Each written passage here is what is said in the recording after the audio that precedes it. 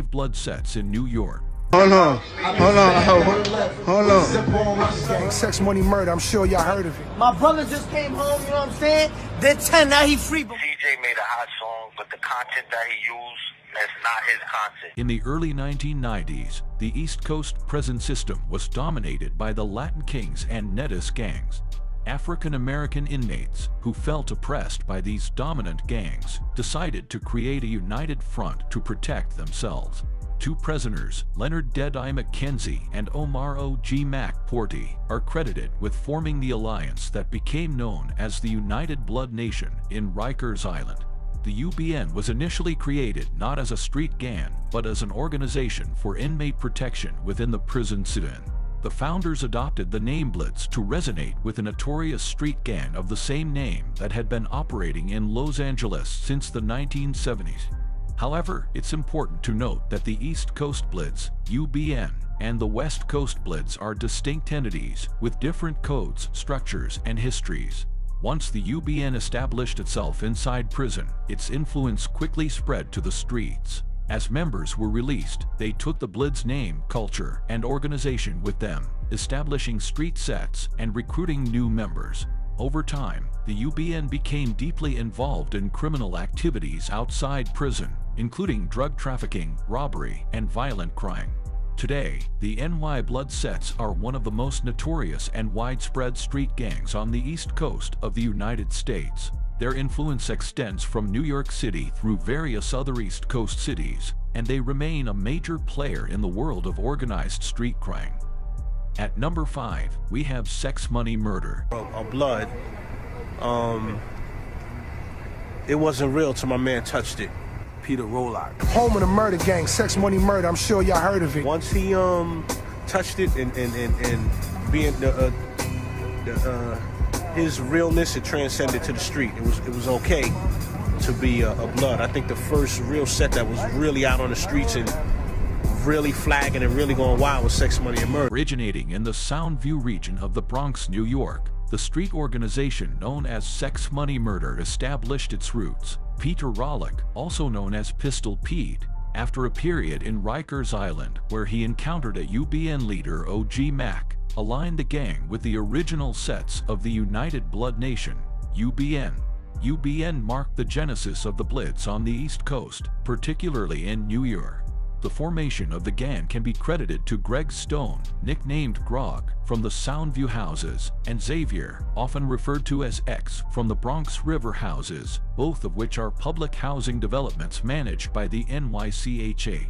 The United Blood Nation itself was an alliance born in the confines of Rikers Island, amalgamating various blood sets. Rollock received a life sentence without the possibility of parole, and was placed in the federal Supermax facility in Florence, Colorado. This sentence came after his family was targeted for prosecution. Pete entered a plea bargain for his involvement in the deaths and intent to kill 6 individuals at the Stevenson Commons complex in Soundview. His plea terms mandated potential indefinite segregation along with unique administrative measures that limit his communication. Even though Rollock has shown exemplary behavior in the Florence facility, efforts to ease these restrictions haven't succeeded as of 2012. Prosecutors remain concerned that any directive from Rollock could be swiftly executed by members of Sex, Money, Murder. Over time, SMM aligned itself with the United Blood Nation, which rose to prominence in the 1990s. This affiliation led to a rapid expansion of SMM beyond its original territories. While their primary stronghold remains in the Soundview area of the Bronx, their influence has extended into the South Bronx and several eastern Brooklyn districts such as Bedford-Stuyvesant, Brownsville, Crown Heights, and East New York. On Long Island, the gang's presence is on the rise, notably in places like Roosevelt, New York, with a smaller footprint in Hempstead, New York. At number 4, we have the 9 Trey Bloods. Look at the homies, man. Look to the left of me. Look to the right of me. Look outside. Man, we outside. Whoa! And we coming to LA. We be there in the morning. For the music shit, we just running around together, doing what we do, you know. Painting the town red, you know what that means and all that. Do banging the beat game. I'm talking about. And you know, blood is progress, you know what I'm saying? Founded in 1993 within the confines of the Rikers Island jail complex in New York City, this gang emerged as the first blood set endorsed by OG Mac. The most recent known leaders include Magoo, a trailblazer as one of the early Hispanic Bloods or rarity then, and Seide, who met a tragic end in a standoff with the police at his residence. Their influence stretches from Virginia to New York, North Carolina, Baltimore, and New Jersey. At number 3, we have the 1-8 Trey Gangster Blitz. The 1-8 Trey Gangster Blitz represent a subset of the widespread street gang known as the Bloods. Originating from the Bronx in New York, they stand as one of the foundational sets of the United Blood Nation, a coalition of blood factions birthed within the confines of Rikers Island Correctional Facility in New York. Their influence and operations extend beyond New York, reaching into various other states. At number 2, we have the Bloodhound Brims. Yeah, this your boy Latik La Brim Johnson. So I'm gonna take a moment to set the record straight for you. I see there's a lot of controversy over this Woofy thing. So first and foremost, CJ made a hot song, but the content that he used is not his content. So his foundation is based off a lie. He's not Woofy. He don't know nothing about Woofy. He just seen a fly splash and he jacked it. Woofy was the signal when we come through you, what's we fixing it there? I'm in jail and I still showing answer the police and pictures through mail. Operating primarily within the broader New York region from around 2005 to 2016, the Bloodhound Brims, BHB, emerged as a notable faction of the National Blood Street Gang, falling under the umbrella of the New York Blood Rim Army, NYBBA. Their influence stretched across various parts of New York, including New York City, Westchester County, Elmira, extending into Pennsylvania, and even penetrated federal and state prison system. The driving force behind BHB was its founder and leader, Latik Johnson aka La Brim, often revered by gang members and associates as the Godfather. La Brim orchestrated the gang's structure, dividing it into distinct pedigrees, each with its tailored leadership hierarchy. At number 1, we have the MAB Brims. Hold on, hold on, hold on, hold on, hold on, hold on, hold on, hold on, hold on, hold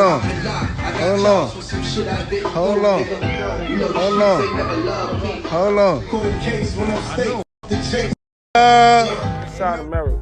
American Towers is my 18. These Banks peoples right here. These he came up with.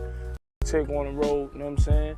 Right now, you know, I went to Brooklyn, did rest in peace. The MAB Brims represent a formidable Bronx-rooted syndicate of drug and arms traffickers. Considered by authorities as the city's most menacing gang, this faction of the National Bloods Gang commands a significant portion of New York's illicit drug market and exerts substantial influence in Rikers Island. There, they oversee the flow of contraband and wield life or death power over inmates, according to police and jail insiders. Established in 2001, the MAB Brims stand out as the most influential among the Brim subsets in New York.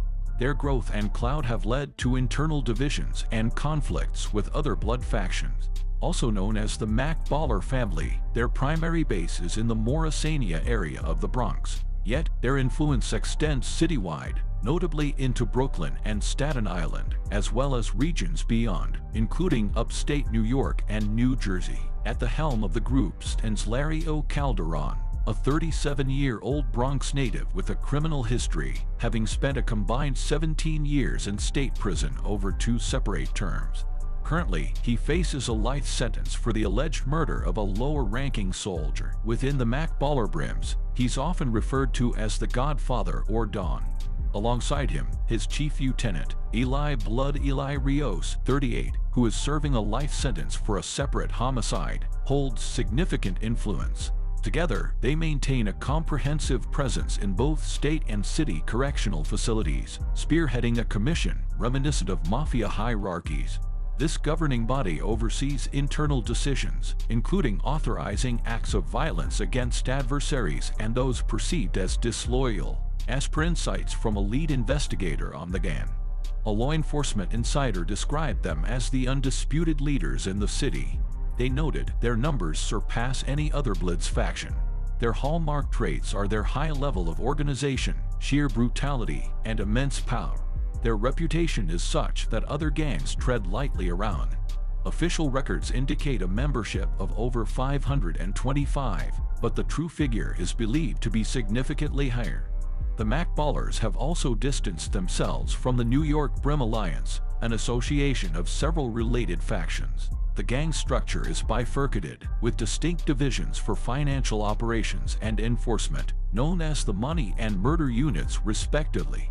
In summary, the intricate web of blitz gangs in New York, from the foundational UBN to the notorious MAB Baller Brims and the 183 Gangster Blitz, paints a vivid picture of the complex gang landscape in the city. These factions, each with its unique origin and modus operandi, have played significant roles in the tapestry of organized street crime on the East Coast. While law enforcement continuously grapples with their influence, the history and inner workings of these gangs offer profound insights into the challenges and dynamics of urban gangs. As the city evolves, so too will the stories of these factions, emphasizing the importance of understanding their past to shape a safe— Say you're a trigger puller. Is that true? What? Police say you're a trigger puller. Is that—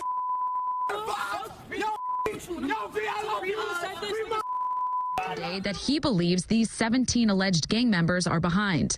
The members are part of 3 violent street gangs that formed an alliance called YPF. Executing an arrest warrant and a mother unleashing her fury, barring police from entering her Bronx apartment to arrest her son, a suspected gang member. In recent years, law enforcement agencies across New York City have undertaken extensive investigations targeting violent street gangs responsible for a wave of criminal activities and shootings. These efforts have led to the indictment of numerous individuals from various gangs, including H Block / Billy's, Slaughterly, 1300, Chico Gang, and the YPF Alliance. Operating in neighborhoods such as Crown Heights, Bedford-Stuyvesant, East Harlem, and the Bronx, these groups have been linked to multiple acts of violence, including shootings, robberies, and conspiracy charges. The investigations aim to dismantle these organizations and restore safety to communities plagued by gang-related violence. New York cops taking down some young gang members in Brooklyn, some of them barely teenagers. And there's no shortage of surveillance video of the shootings that cops say involved mostly innocent bystanders. Nearly 20 accused gang members now busted for all kinds of charges, including 18 alleged gang members charged in 3 indictments with murder, weapons possession, and other charges. Detectives connected the defendants to 10 shootings that injured 10 people, 8 of them innocent bystanders. Police launched their investigation in the summer of 2021. The investigation focused on street gangs operating along the border of Crown Heights and Bedford-Stuyvesant in Brooklyn. 15 of the defendants are reportedly members of the H Block Billy's gang, an alliance between a 5'9" Brim blood set and a 9 Trey blood set, with key locations at 260 to 280 Herkimer Street and 1625 Fulton Street in Crown Heights. The remaining 3 defendants are said to be members of the Gates Fam Street Gang, a subset of the Bloods, which operates around the Louis Armstrong houses and 523 Gates Avenue in Bedford-Stuyvesant. The indictment alleges that members of the H Block Billy's gang conspired to delete members of opposing gangs, often discussing their plans on social media, through recorded jail conversations, and via text messages. Some defendants were found with photos and videos of themselves handling or discussing firearms.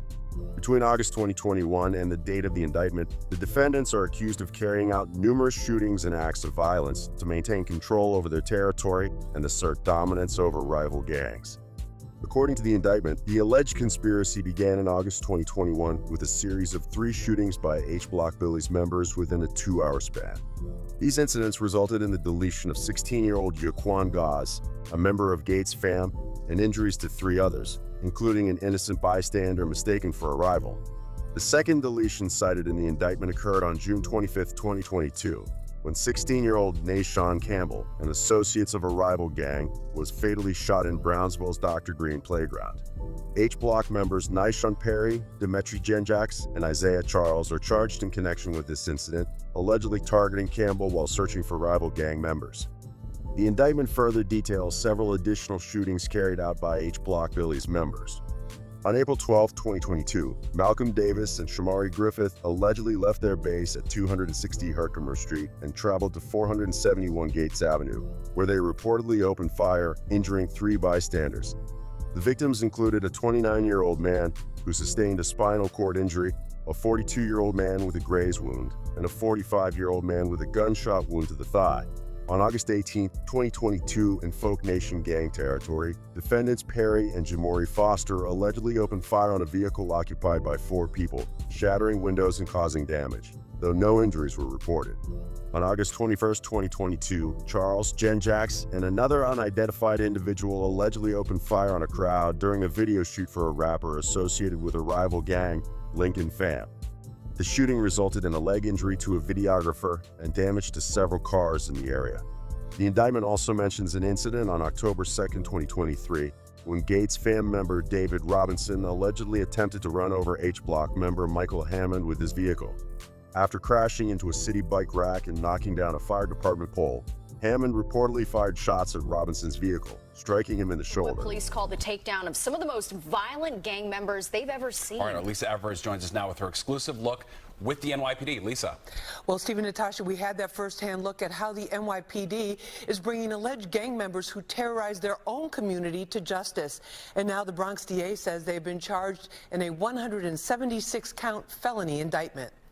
Nay Benz, police say you're a trigger puller. Police say you're a trigger puller. Is that true? What? Police say you're a trigger puller. Is that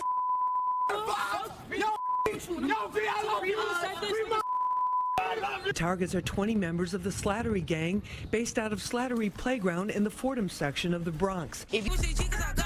That's aspiring drill rapper Nay Benz, who police say is one of the gang leaders. The average age of the case subjects is 20. Teen girls are trigger pullers too. District Attorney Clark announced an indictment involving 17 males and 3 females associated with the Slattery, also known as Slattery Gang, which operates near Slattery Playground on East 183rd Street.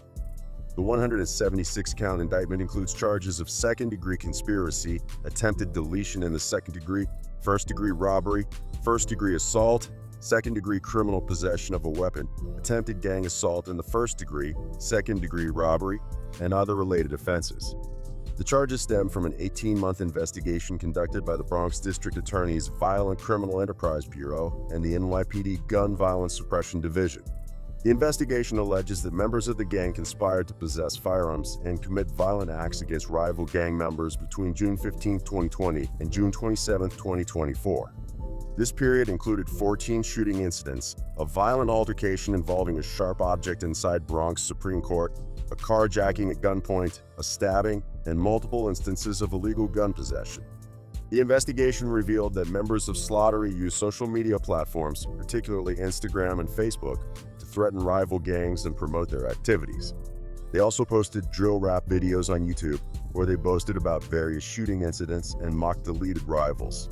15 handguns and pistols were recovered during the investigation.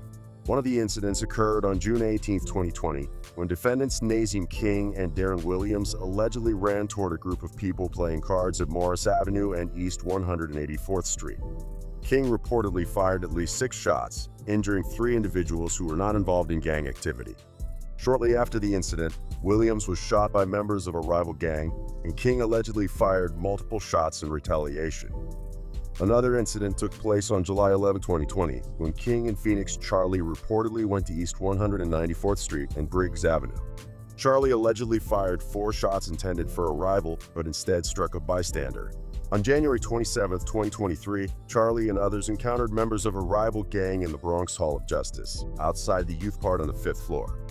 They allegedly assaulted the rival group, and Charlie is accused of using a sharp object to inflict a large laceration on one individual, resulting in a wound from the lower chest to the abdomen that required 35 stitches. Later that day, Charlie reportedly posted on social media about the incident, claiming the courthouse as his territory. A week earlier, Charlie had shared a video on Instagram demonstrating how to smuggle scalpels into the courthouse. Police announcing their arrival, executing an arrest warrant, and a mother unleashing her fury, barring police from entering her Bronx apartment to arrest her son, a suspected gang member. She put up a fight. After minutes of tense moments in a small vestibule, police were able to get control and get her 20-year-old son in handcuffs. They say he's a member of the 1300 crew. You're probably the most violent guys that are still out on the street. Police say the 1300 crew is responsible for wreaking havoc throughout the North Bronx, on the streets, in subways, and in NYCHA. Surveillance video shows a drive-by shooting, and it's not just gun violence. The crew allegedly went on a 6-day robbery spree 2 years ago.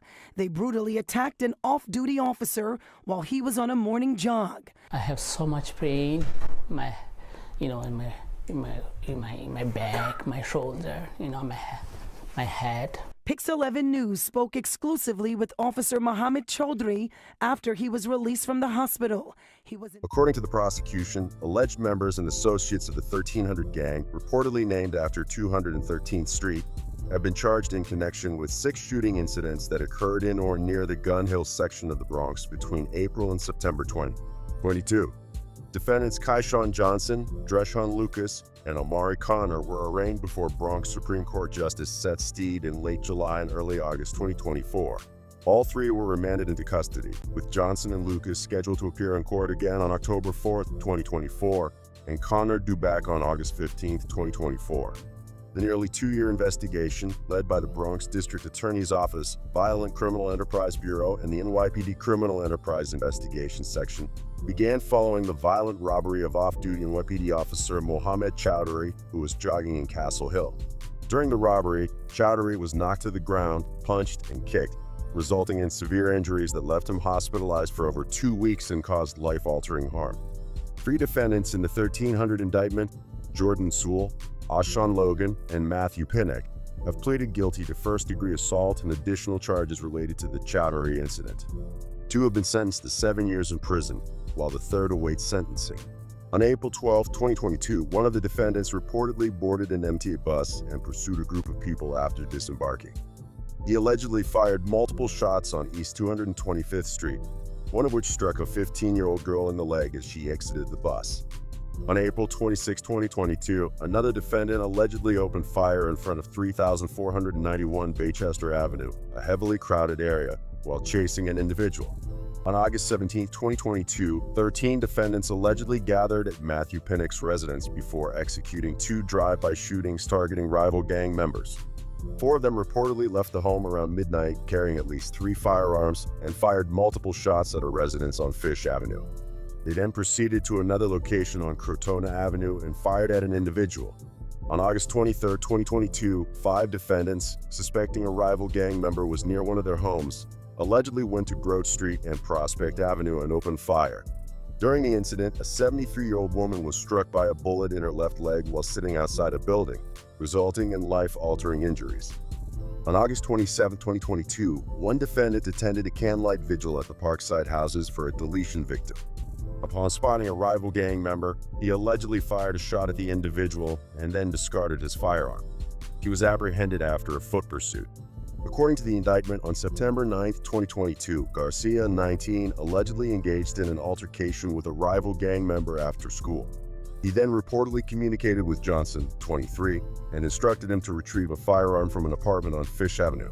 Garcia allegedly took the firearm from Johnson, proceeded to the Pelham Parkway houses, and fired at least 13 shots into a crowd, injuring 4 innocent bystanders. Deputy Chief Brian McGee prepares the dozens of officers heading out to arrest 5 suspected members of the Chico Gang. 9 others in the 13-man indictment are already in custody.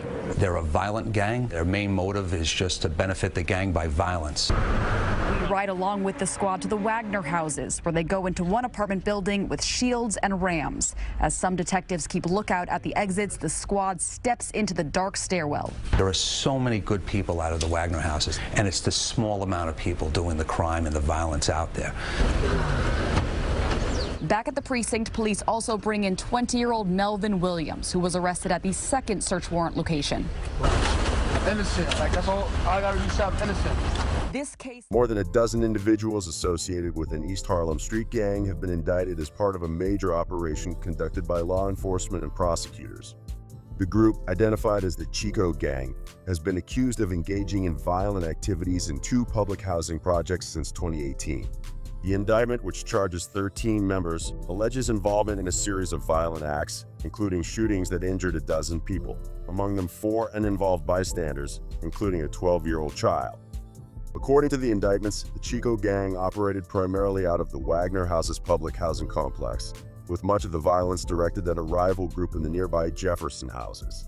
Prosecutors indicated that the gang members used digital platforms such as Snapchat and Instagram to communicate and plan their activities, often coordinating crimes through Facebook group chats and instant messages. In one instance, an alleged gang member mentioned in a March 2019 chat that somebody is going to get hurt Saturday. In another message from January 2020, a gang member expressed a willingness to provide firearms to anyone interested in committing acts of violence. These messages were part of the evidence presented in the indictment. The documents also reveal that on July 19, 2023, a suspect, Melvin Williams, posted on Snapchat about feeling targeted, stating, "A lot of people are hitting the ground. I think my time is next because I can't run, but believe I will defend myself." Shortly afterward, he shared a video showing himself holding a silver firearm to another person's head. Williams, 20, was among those arraigned on charges of conspiracy, attempted deletion, attempted assault, and weapons possession. 17 alleged members of 3 Brooklyn gangs were indicted. CBS 2's Natalie Duddridge has more from downtown Brooklyn. Video shows 2 men with dark hoodies walk into an Albany Avenue apartment and up the stairs where police say a Sweet 16 birthday was underway. Another man at the door pulls out a gun and starts shooting. It happened November 2020. Police say the intended target was this man in the elevator, believed to be a member of a rival gang. In total, 9 people were shot. A 20-year-old woman from Virginia district attorney outlined today that he believes these 17 alleged gang members are behind. The members are part of 3 violent street gangs that formed an alliance called YPF. The alleged gang members are in custody, including 17-year-old Giovanni Bennett. He's accused of firing a gun right outside of MetroTech in broad daylight. A bullet hit a 19-year-old college student, an innocent bystander. Police also arrested these 2 17-year-olds in connection to a mass shooting. 8 people shot. 1 died outside the Eleanor Roosevelt houses over the summer. The district attorney's office has announced the results of a long-term investigation conducted by the Violent Criminal Enterprises Bureau and the NYPD's Brooklyn North Violent Crime Squad into the alleged violent activities of 3 street gangs that formed an alliance. The groups identified as FNO Fear No One, based in Fort Greene, PPP Pistol Packing Pickin', based in East New York, and Yawa, Young and Wild and Hustling, based in Brownsville, collectively refer to themselves as YPF. The alliance was reportedly created to expand their influence and territory, allowing them to coordinate acts of violence against common adversaries and to establish control over geographic areas. According to the allegations, the alliance provided members with greater access to firearms and enabled them to move freely through each other's neighborhoods, effectively increasing their operational reach and allowing them to target rival groups more effectively. The YPF alliance's territory is said to include several areas in Brooklyn. The Langston Hughes, Van Dyke, and Seth Lowe houses in the 73rd Precinct, Brownsville, which is recognized as Yawa's area, the vicinity of 2211 Pitkin Avenue, known as Fiorentino Plaza in the 75th Precinct, East New York, which is PPP's territory, and the Ingersoll houses and surrounding areas in the 88th Precinct, Fort Greene, which is associated with FNO. The individuals involved in these activities were reportedly between the ages of 14 and 20 at the time the conspiracies began. The investigation has revealed that several incidents were captured on surveillance cameras, and social media platforms were used by the accused to discuss and boast about their actions. Allegations include 14 separate shootings linked to YPF members, resulting in 14 shooting victims, including 9 individuals who were not involved in gang activities. 4 individuals were fatally injured in these incidents, while others sustained injuries. One notable incident allegedly occurred on October 28, 2020, when FNO members Equin Warlick and Nakai Addison reportedly targeted an individual they believed to be a rival inside a bodega on New Lots Avenue in East New York.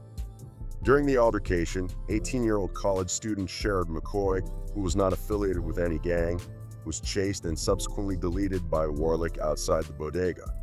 Addison allegedly took possession of the firearm and returned to the bodega to fire additional shots.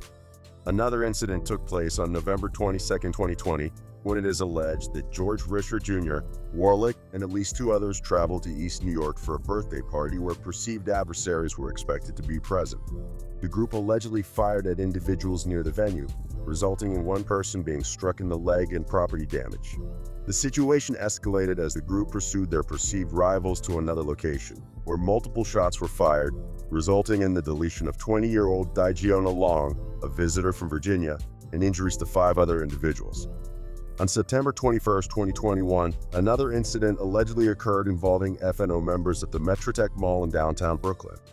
During this event, Giovanni Bennett reportedly fired several shots at a former FNO member who had joined a rival group, Berg Fam. An uninvolved New York University student was struck in the arm during the exchange. The indictments of these gang members mark a significant step in addressing the persistent threat of organized crime and gang violence in New York City. By holding these individuals accountable, law enforcement agencies are working to disrupt the cycle of violence and protect communities from further harm. While these legal actions represent progress, continued vigilance and collaboration between authorities and local communities will be essential in maintaining public safety and preventing future criminal activity. Busting in for the takedown. This is what it takes, police say, to rid the streets of some of the city's most notorious gang members. From the Woo and Chico gangs, their main focus allegedly is violence and vengeance. Members of one of the city's most violent gangs are behind bars this afternoon. They're part of the Trinitarios gang that calls itself OED, which stands for Own Every Dollar. They operate their gang. They did so violently, investigators say. Over the course of 3.5 years, they carried out at least 32 violent Law enforcement agencies in New York have been conducting extensive investigations to combat the persistent threat of gang-related violence and criminal activities in the city. The latest wave of indictments targets various gangs, including the Martens Beverly Bosses, MBB, Seide Drilly Gang, Own Every Dollar, OD, and the rival groups Woo and Cho, all of which are implicated in a series of violent incidents across different neighborhoods. These gangs are accused of engaging in racketeering, drug trafficking, illegal firearms possession, and a slew of violent acts, including fatal and non-fatal shootings. The efforts of federal and local authorities aim to disrupt the operations of these criminal organizations, restore safety to affected communities, and hold those responsible for the violence accountable. Busting in for the takedown. This is what it takes, police say, to rid the streets of some of the city's most notorious gang members. From the Woo and Chico gangs, their main focus allegedly is violence and vengeance. Police say Cook orchestrated the mid-afternoon shooting outside of a Brooklyn doctor's office, caught on surveillance video. Perhaps the saddest case is 3-year-old Tiara Atkins being shot right outside of her daycare center. Surveillance video shows the intense moments the toddler is holding her father's hands before police say a Chew member, Dalik Habisham, pulled the trigger. Thankfully, she survived. The two gangs have been terrorizing communities in Brownsville and in Flatbush over the course of a 2-year war. Police say shooting at each other, then bragging about their victims on social media in drill rap videos. But with many of the key players behind bars, a total of 106 counts have been brought against 32 defendants, 13 alleged members of the Woo group, and 19 alleged members of the Cho group. The indictments are the result of a comprehensive investigation led by the District Attorney's Violent Criminal Enterprises Bureau and the NYPD's Gun Violence Suppression Division. This investigation, spanning from the spring of 2020 to November 2022, focused on 2 rival groups operating out of several neighboring housing complexes in Brownsville. Woo is based in the Seth Lowe houses, Van Dyke houses, Langston Hughes houses, Glenmore Plaza, and Brownsville houses. This group is comprised of several subsets, including OMB, 1800, Gorilla Stone Bloods, Mac Baller Bloods, 5'9 Brim, Yawa, and Pistol Packin' Pitkin, PPP. Cho, on the other hand, operates from the Tilden houses, Howard houses, Marcus Garvey Village, Newport Gardens, and Riverdale Towers. Their ranks include subsets such as Folk Nation, also known as Gangster Disciples, Move in Silence, MIS, and Hood Stars. The dividing line between these two territories is often marked by Dumont Avenue, with some housing complexes under the control of both groups located along the same streets. The prolonged rivalry between these organizations is rooted in the desire to maintain control over their respective territories and to assert dominance over each other. This ongoing conflict has led to frequent acts of violence. Much of the animosity intensified following the deletion of Woo member Shamil Boomer on July 10, 2020. While Boomer's deletion was allegedly carried out by a member of the Bergen Fam group, both Bergen Fam and Cho celebrated the incident. This act of disrespect became a catalyst for further conflict, with Woo members vowing to retaliate against their rivals, including Cho, in what they referred to on social media as the Boomin' for Boomer movement. In response, Cho members also engaged in violent acts against Woo members and those perceived to be aligned with them. During the period covered by the indictments, there were 27 incidents, including 2 fatal shootings and 17 non-fatal shootings, which left 14 individuals injured. Over 25 firearms were reportedly used in these violent acts, and 27 firearms were recovered during the investigation. The indictments indicate that many of these incidents were captured on surveillance video, and that the defendants boasted about their actions on social media and in music videos, discussing and taking credit for acts of violence. The first fatal incident mentioned in the indictment occurred on July 5, 2020, when Cho member Corey Henry allegedly entered Woo territory at the Glenmore Plaza housing complex and fatally shot Woo member Jarl Goss. The second occurred on July 12, 2022, when Cho member Shocker Bartley allegedly shot and fatally injured Tyree McLaughlin, a Woo member, outside the Brownsville houses, which are considered Woo territory. Other significant incidents charged in the indictments include the following. On March 25, 2022, it is alleged that Dalik Habersham traveled in a BMW driven by Princess Chambers to Riverdale Avenue, where he believed a Woo member resided. Once there, Habersham allegedly exited the vehicle and fired in the direction of a man who was placing a young child in his car, mistakenly believing the man to be a rival. The child, a 3-year-old girl, was struck in the shoulder. The next day, Habersham allegedly sent a screenshot of a news article about the incident to a private Instagram group, followed by the message, "Did bad." On April 14, 2021, Cho member Parnell Brown was reportedly struck by a Hyundai Sonata driven by Woo member Davian Thompson as Brown attempted to cross the street. After being thrown onto the hood and then to the ground, Brown allegedly pursued the vehicle on foot and fired shots at it as it sped away. It is further alleged that Thompson drove directly to Saks Fifth Avenue in Manhattan, where surveillance footage captured him shopping at the luxury store. On October 6, 2020, Woo member Lawrence Cook allegedly summoned fellow members Elijah Griffith and Avani Stephen after spotting a rival Cho member in a doctor's office waiting room. Griffith and Stephen reportedly arrived and waited nearby until the Cho member exited the office with his mother and young siblings at approximately 2:50 p.m. As the family entered their vehicle, Griffith allegedly fired multiple shots at the vehicle, following Woo's purported policy of shoot on sight. Every single day, just to live a life exclusively to benefit their gang. They did so violently, investigators say. Over the course of 3.5 years, they carried out at least 32 drill rap videos made against any perceived threat to the gang. They call people out directly. They make fun of incidents, individuals that have perished prior to gunfire, opposing gang members. One of those locations is here on East Fordham Road. You see it's a busy shopping area. 2 of the suspects, both under 18 years old, allegedly shot at someone here in the middle of the day. That was in 2020. In the aftermath of the NYPD's Operation Drilly investigation. These are the trigger pullers, the very few individuals that make it uncomfortable and downright dangerous for all the great people. And this gang conducted wolf pack-like searches throughout the investigation. What are they looking for? They're hunting opposing gang members. According to the investigation, the defendants, alleged members of the Seide Drilly Gang, a subset of blood, sex, money, murder, are accused of engaging in a series of violent acts between September 20, 2018 and March 15, 2022. These incidents reportedly took place primarily in the areas of East Gun Hill Road, Hall Avenue, and Decatur Avenue. During this period, the defendants are alleged to have carried out multiple incidents of violence, including fatal and non-fatal shootings and stabbings, resulting in the deletion of 2 individuals and injuries to 6 others. Defendants, who are also prominent in the drill rap scene, are accused of boasting about these violent acts in music videos posted on YouTube. The investigation led to the seizure of 18 firearms. Additionally, 3 defendants have been charged with committing violent acts while held at Rikers Island. One notable incident occurred on January 9, 2019, when, at approximately 1 o'clock, 4 defendants, including 1 teenager, along with other individuals, allegedly surrounded an 18-year-old CUNY prep student as he was leaving school and attempted to rob him. The defendants reportedly attacked the victim with multiple weapons, including a knife, resulting in serious injuries that required emergency medical intervention and life-saving blood transfusions. The incident was captured on video surveillance. On July 20th, 2020, in front of 3343 Decatur Avenue, 6 defendants, 2 of whom were teenagers at the time, allegedly pursued James Rivera, 24. 4 defendants reportedly fired multiple shots at Rivera, and 1 defendant allegedly attempted to stab him after he fell to the ground. Rivera ultimately succumbed to a gunshot wound to the back.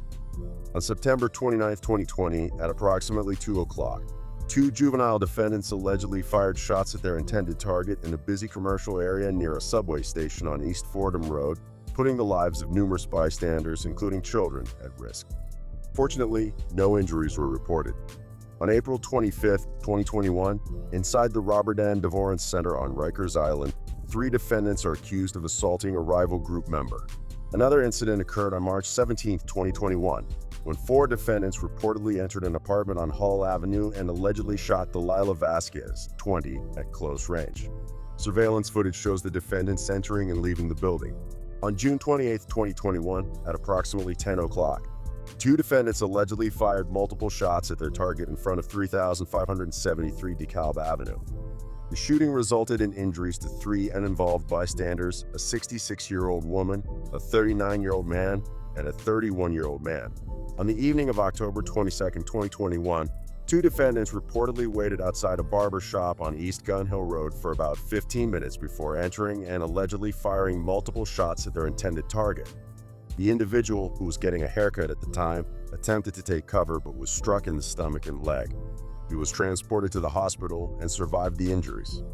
Surveillance footage shows patrons in the barbershop running for cover during the incident. Tonight, 18 alleged gang members and their friends indicted on dozens of charges, including shootings, like this one in the Kings Plaza Mall in Brooklyn, when members of the Martens Beverly Bosses saw rival gang members at the mall. Cops say this is a big deal. Here's Eyewitness News reporter NJ Burkett.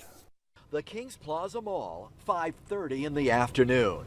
A young man with a gun aims and fires at a rival gang member. The gun jams, the clip falls out, and there's pandemonium. Committed by members of the Martens Beverly Bosses, a violent street gang affiliated with the notorious gang known as the Bloods. During the course of this investigation, we saw members firing indiscriminately during daylight hours in the crowds with total disregard to innocent persons as well as rival gangs. District Attorney announced an indictment involving alleged members of the Martens Beverly Bosses, MAB, a group reportedly affiliated with the 5'9" Brims, a subset of the larger Bloods gang. MAB is said to have operated primarily in and around the East Flatbush area of Brooklyn. The indictment details a series of activities between June 1, 2016 and June 14, 2018. During which MAB was allegedly engaged in conflicts with several rival groups such as the Folk Nation. Numerous other violent incidents, including 2 fatal shootings, are described in the indictment as part of this ongoing rivalry. Recorded conversations among MAB members allegedly revealed frequent discussions about who was up on the scoreboard, referring to acts of violence between the gangs. The members reportedly used coded language, referring to firearms as ball kicks and missed shots as air balls. Incarcerated members were allegedly referred to as bench warmers. The indictment also claims that MAB kept incarcerated members informed about the group's activities, including arrests, acts of violence, and other events involving the gang. One incident detailed in the indictment occurred on July 8, 2017, at around 5:40 p.m. when Quentin Raymond, Jeremy Deneau, and Stephen Daly were at Kings Plaza Mall and spotted members of a rival gang. After attempting unsuccessfully to lure the rivals outside, Daly allegedly handed a firearm to Raymond, who tried to fire it but managed only a single shot as the gun reportedly jammed. Another incident occurred on September 16, 2017 at approximately 4:25 a.m. when Donovan Frazier was allegedly deleted by Jemani Carrington while exiting Franklin's Finest Deli in Crown Heights. Frazier was reportedly associated with Lincoln Fam, a rival group to MAB. On October 20, 2017, Jave Duncan and several others were walking along Linden Boulevard when Duncan allegedly fired 6 shots from a .380 caliber pistol at a rival, striking him once in the foot. The indictment also describes an incident on April 1, 2018, when Kobe Franklin, Harold Phillips, and 2 others allegedly left Phillips's residence and entered rival territory.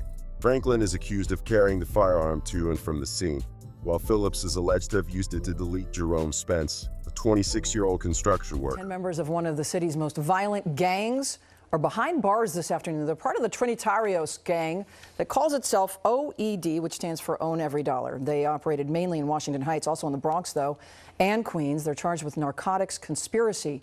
The defendants are accused of selling several drugs, including fentanyl. High-end heists, a shootout with police, and hundreds of thousands of dollars worth of watches and jewelry. It's all in a night's work for alleged members of the OED, or Own Every Dollar crew, which may be an affiliate of the notorious Trinitarios gangs. Now time may be running out for them. A high-end armed robbery ring believed to be responsible for a dozen or more heists throughout the city were at it again outside the trendy Pergola restaurant in the Nomad district about 1:15 Monday morning. Police say officers tried to pull over two suspects in a BMW they believed was connected to previous crimes, but the driver sped up and jumped a curb. Federal prosecutors in New York have unsealed a superseding indictment charging more than a dozen members of the criminal street gang Own Every Dollar, OD, with racketeering, robbery, illegal firearms possession, narcotics trafficking, and both attempted and completed deletions. OED, a subset of the Trinitarios gang, operated mainly in and around Washington Heights, as well as in the Bronx and Queens. The group is known for its use of extreme violence to further its criminal activities. The 16 defendants are accused of distributing various narcotics. The indictment alleges that they sold drugs to undercover police officers and were frequently apprehended with narcotics prepackaged for sale. Many of the defendants allegedly posted photos and videos of themselves holding firearms on social media. The indictment links the group to at least 5 fatal incidents, including the deletion of 41-year-old Anthony Savarese on February 7, 2022, the deletions of 30-year-old Richard Dominguez and Israel Cabrera on July 2, 2020, the deletion of 22-year-old Nicholas Vargas Jr. on August 31, 2018, and the deletion of Hector Cruz on April 14, 2019. The document details numerous acts of violence committed by the defendants. On August 31, 2018, Jawinky Nunez Jr. allegedly shot Nicholas Vargas near 232nd Street in the Bronx. On April 14, 2019, Nunez Jr. and Jaron Pina allegedly targeted Hector Cruz near West 135th Street in Manhattan. On January 24, 2020, Nunez Jr., Brian Hernandez, Wilson Mendez, Stephen Joaquin, and Argenis Tavares allegedly fired at a rival group member near West 136th Street in Manhattan. In February 2020, Nunez Jr., Pina, Hernandez, and Tavares allegedly fired at rival gang members near West 138th Street in Manhattan. On March 30, 2020, Nunez Jr. and Joaquin allegedly fired at a rival narcotics dealer near West 180th Street in Manhattan. On April 18, 2020, Nunez Sir allegedly fired at an individual near Audubon Avenue in Manhattan. Other incidents include a shooting on May 13, 2020, when Justin Diza and Mendez allegedly fired at rival narcotics dealers near West 184th Street in Manhattan. On May 15, 2020, Hernandez allegedly fired at a rival narcotics dealer near West 188th Street in Manhattan. On June 26, 2020, Nunez Jr., Joaquin, and Ari Rodriguez Rosario allegedly fired at rival narcotics dealers during a high-speed pursuit in Washington Heights. On July 2, 2020, Nunez Jr., Hernandez, and Rodriguez Rosario allegedly deleted Richard Dominguez and Israel Cabrera near Sedgwick Avenue in the Bronx. On July 5, 2020, Nunez Jr. and Rodriguez Rosario allegedly fired at rival gang members near West 136th Street in Manhattan. On July 18, 2020, Nunez Jr. allegedly fired at an individual near West 183rd Street in Manhattan. On October 22, 2020, Nunez Jr. and Diza allegedly fired at individuals near Valentine Avenue in the Bronx. On December 13, 2020, Mendez allegedly committed an armed robbery near West 188th Street in Manhattan. The indictment further describes incidents involving internal conflicts and violent confrontations between the gang members themselves. For example, on August 12, 2021, Hugo Rodriguez and Nunez Sir allegedly engaged in a shootout with each other near West 183rd Street in Manhattan.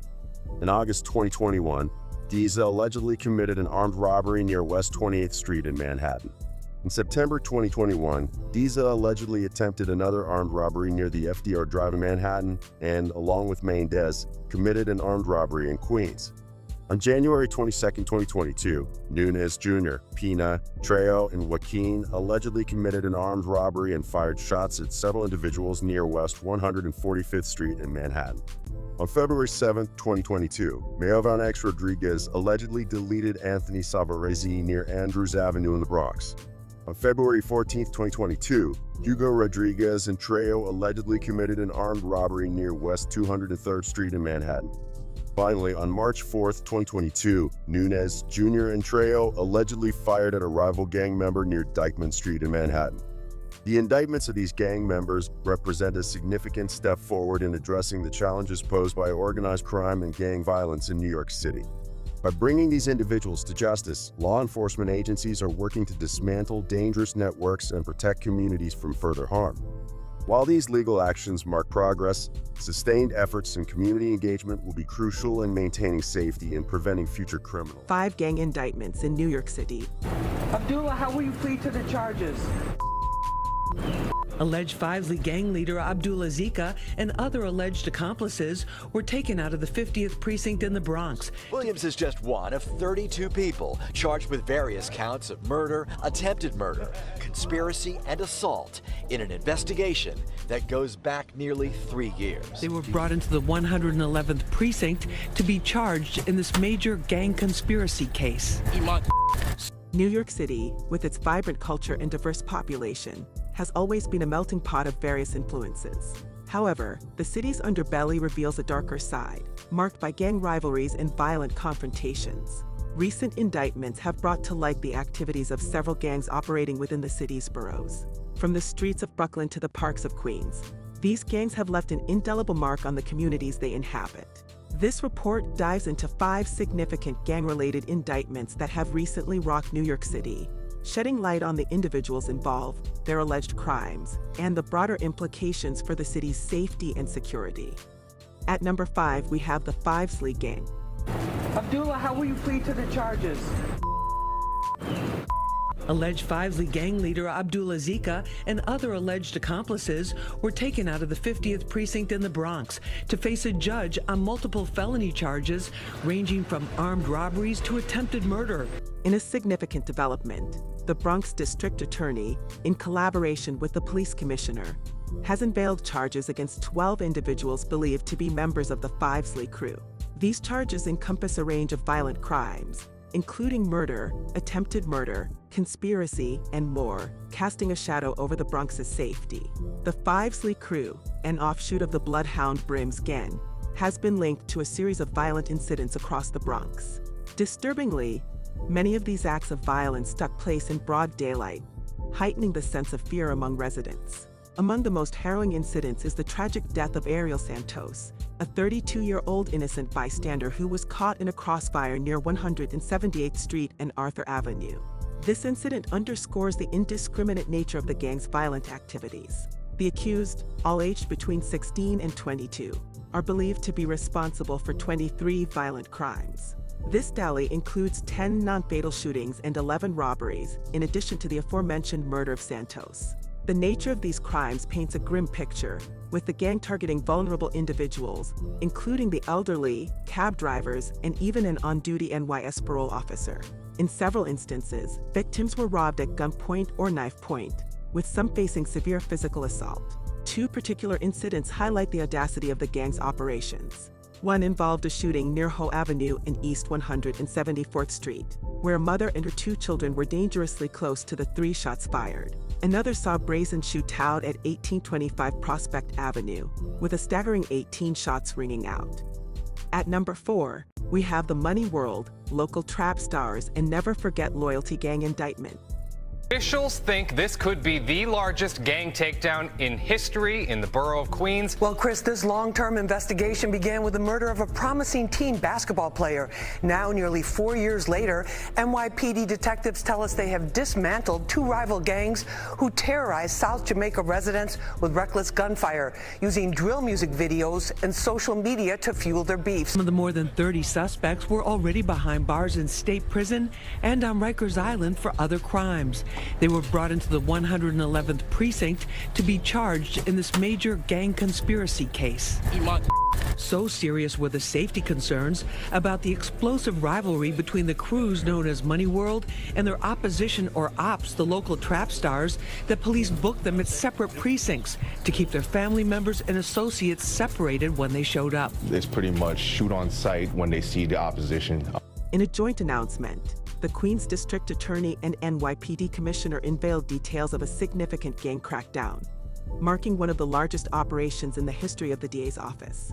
The operation culminated in a comprehensive 151-count indictment against 33 individuals believed to be involved in gang activities. Notably, 5 of these individuals face murder charges. The charges brought forward are grave and include the tragic shooting of 14-year-old Amir Griffin in 2019. Griffin, a young innocent bystander, became an unintended victim of a gang member's bullet. Another notable case within the indictment is the killing of Sean Vance, which occurred on the eve of New Year's 2020.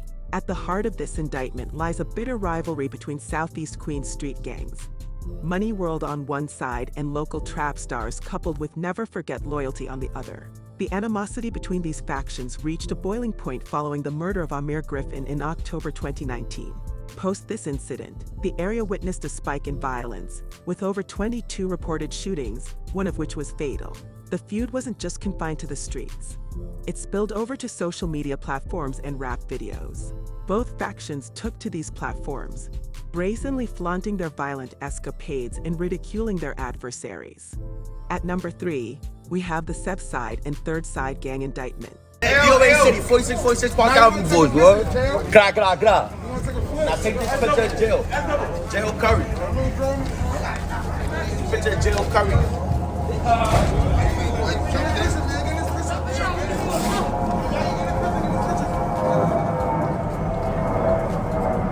Y'all forgot I got all of the hits. Pop, Eli, James, Snitch. And we still smoke around the zip.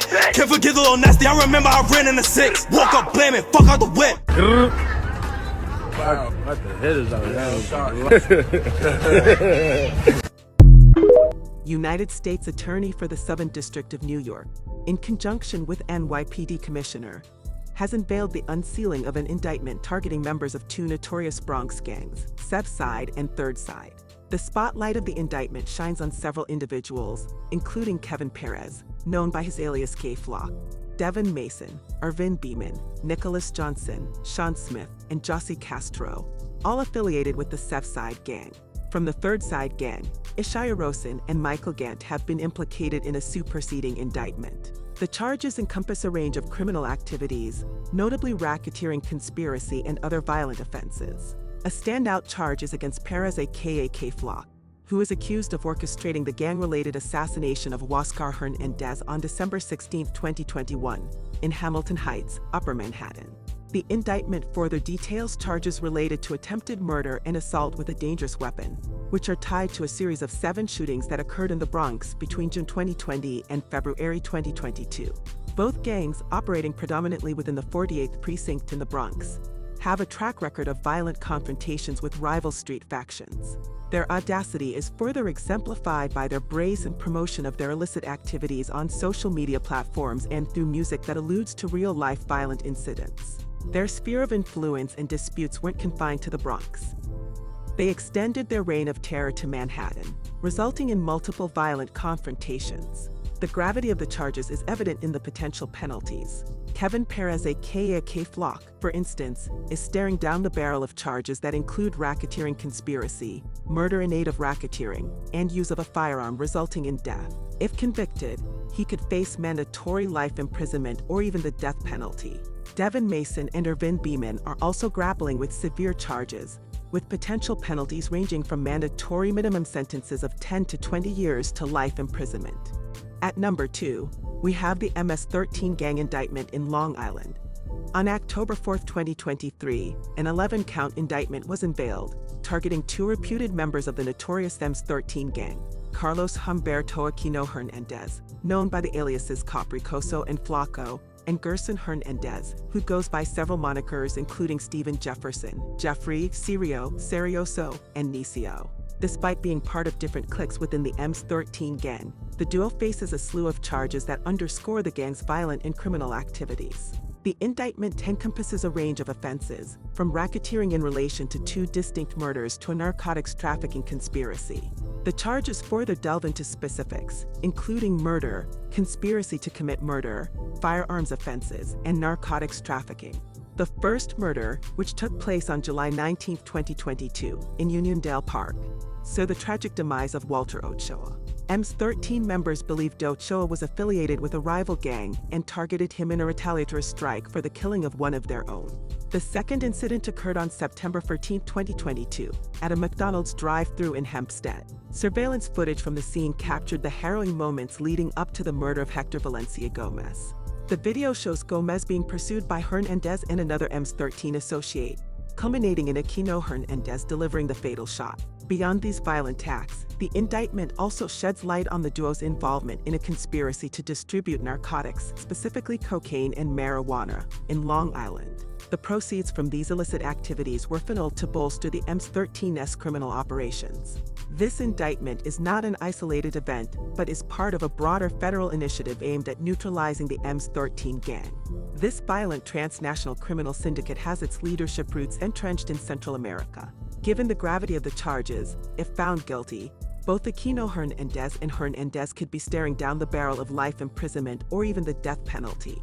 At number 1, we have the 8 Trey Gangster Crips and 9-Way Gang indictment. 2 rappers, including Chef G, now under indictment for gang violence that terrorized neighborhoods in Central and South Brooklyn.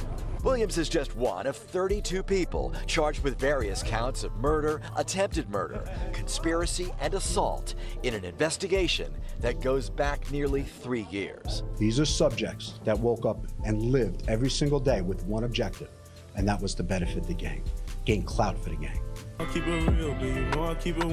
As rapper Chef G, Williams was a pioneer in what's known as drill, a dark, particularly aggressive genre of hip-hop that critics say glorifies gang violence and retribution.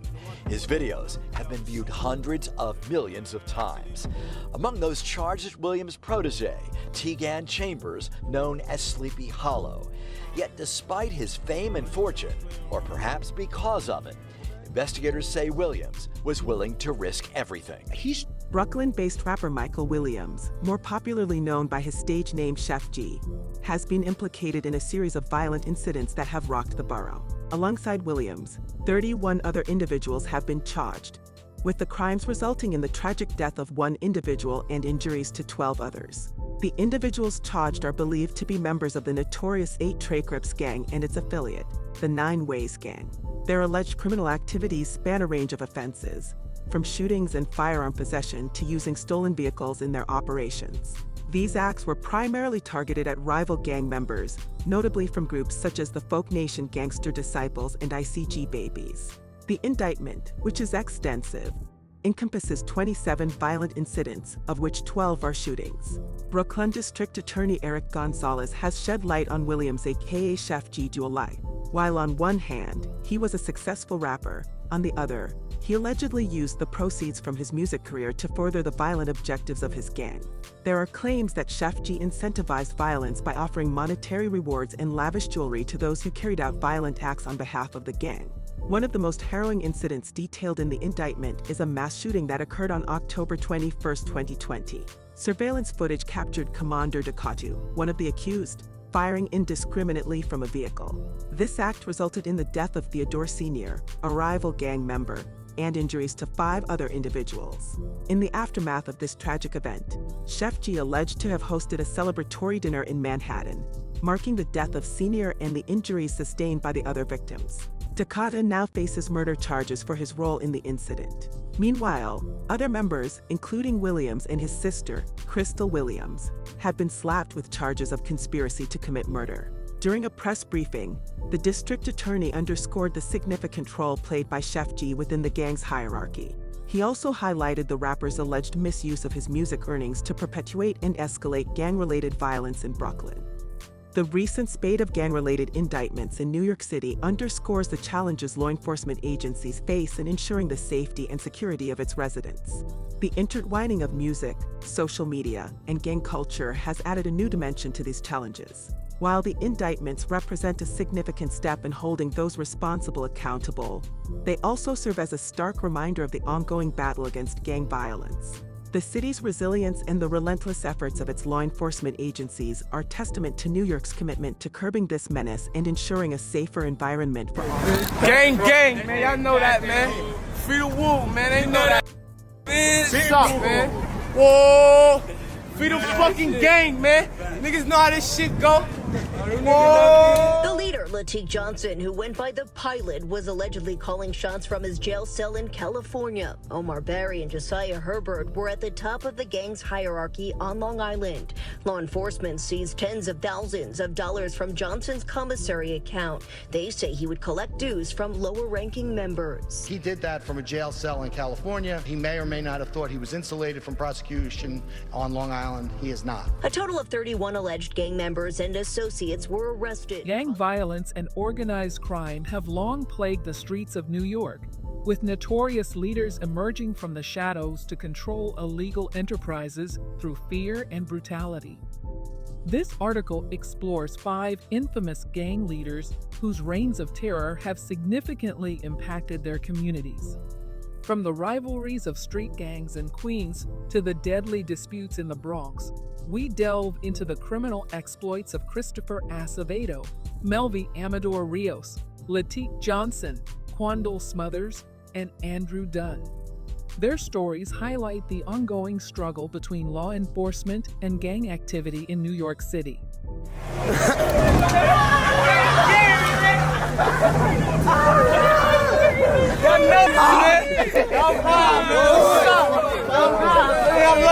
Man, I know it's gang, gang.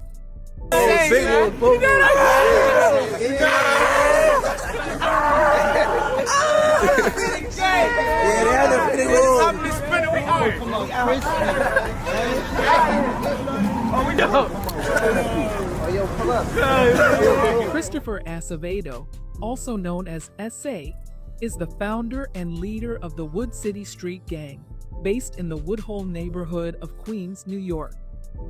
Wood City, also known as the Yellow Tape Boys, YTB, has been involved in various criminal activities, including racketeering, murder, drug trafficking, and fraud, since at least 2010. Acevedo's notoriety rose significantly after his involvement in the murder of David Hutchinson, a leader of the rival Snow Gang. This incident occurred on August 26, 2019, following the theft of a gold YTB chain from a high-ranking member of Wood City. The theft led to escalating tensions between the two gangs, which had already been engaged in a turf war marked by taunts and insults exchanged over social media. On the day of the murder, Acevedo and other Wood City members tracked the Snow Gang leader, who had posted a photo wearing the stolen chain. Acevedo shot and killed Hutchinson in broad daylight outside a deli in Queens, in what was described as a drive-by shooting. This act of violence was part of Acevedo's efforts to maintain his gang's reputation and retaliate for the theft. In May 2023, Acevedo was convicted of murder in aid of racketeering and causing death through the use of a firearm. He was subsequently sentenced to 2 concurrent life terms in prison. This case highlighted the severe consequences of gang violence and the ongoing efforts by law enforcement to combat such activities in New York. Melvy Amador Rios, also known as Little and Pinky, is a leader of the Centrales Locos Salvatruches clique of the MS13 Gang, a notorious transnational criminal organization. Based in Jamaica, Queens, Amador Rios has been involved in various violent crimes, including murder, attempted murder, armed robbery, and racketeering. In May 2017, Amador Rios ordered the murder of 16-year-old Julio Vasquez, a MS13 member who had failed to carry out a previous order to kill another gang member and was suspected of cooperating with law enforcement. Vasquez was brutally stabbed over 30 times in Alley Pond Park, Queens. His body was discovered days later by a birdwatcher. In October 2016, Amador Rios also ordered an attack on Luis Serrano, believed to be associated with the rival 18th Street Gang. Serrano was shot in the head and left paralyzed. Amador Rios was convicted of multiple charges, including murder in aid of racketeering, attempted murder, assault, firearms offenses, and Hobbs Act robbery. In November 2023, he was sentenced to life in prison, plus additional consecutive sentences for other crimes. These convictions highlight the violent nature of MS13 and the ongoing efforts by law enforcement to dismantle such gangs and protect communities from their influence. Quandle Smothers, also known as Chucky, is a gang leader from Brooklyn, New York, who led the elite assassin Millis, EAM, a faction of the Blood Street Gang. Smothers was heavily involved in racketeering, drug trafficking, and violent crimes, including multiple shootings that resulted in severe injuries and deaths. Smothers' criminal activities spanned from 2006 to 2019. He and his gang engaged in extensive narcotics trafficking. Under his leadership, the gang referred to their territory in East New York as Guntown due to the high frequency of shootings and violence they perpetrated. In 2011, Smothers shot a fellow gang member over a dispute related to drugs and loyalty, resulting in the victim's leg being amputated. Throughout his leadership, EAM members engaged in feuds with rival gangs, which often led to shootouts. One of these incidents led to the death of Michael Tenorio, and other shootings left several victims permanently disabled. In 2023, Smothers was convicted of racketeering conspiracy and possessing a firearm in furtherance of a drug trafficking crime. He was sentenced to 23 years in prison in 2024. This conviction was part of a broader effort by law enforcement to dismantle violent gangs and reduce crime in the community. Other members of EAM were also convicted and sentenced for their roles in various crimes, including murder, conspiracy to commit murder, and assault. Andrew Dunn, also known as Caballo, is the leader of the Shooting Boys Gang, a criminal organization based in the University Heights section of the Bronx, New York. He was sentenced to 35 years in prison for the murder of Angel Barrero in November 2020, as well as other racketeering offenses. Dunn initially was a member of the Trinitarios gang before breaking off to form the Shooting Boys in 2017, which led to a violent rivalry between the two gangs. Under Dunn's leadership, the Shooting Boys were involved in extensive drug trafficking, including the sale of crack cocaine, heroin, and marijuana. The gang was also responsible for multiple shootings and violent acts against rival gang members and innocent bystanders. The rivalry between the Shooting Boys and the Trinitarios resulted in numerous non-fatal shootings and escalated gang violence in the Bronx. The culmination of this violence was the murder of Angel Barrero. On November 5, 2020, Barrero was sitting in his parked car when Dunn approached and shot him multiple times. Dunn fled to the Dominican Republic shortly after the murder, but was apprehended by the United States Marshals Service in April 2022 and extradited back to the U.S. Dunn's criminal activities were further complicated by his relationship with Gina Mester, a former NYPD officer who provided him with confidential law enforcement information, helping him evade capture and obstructing federal investigations into the gang.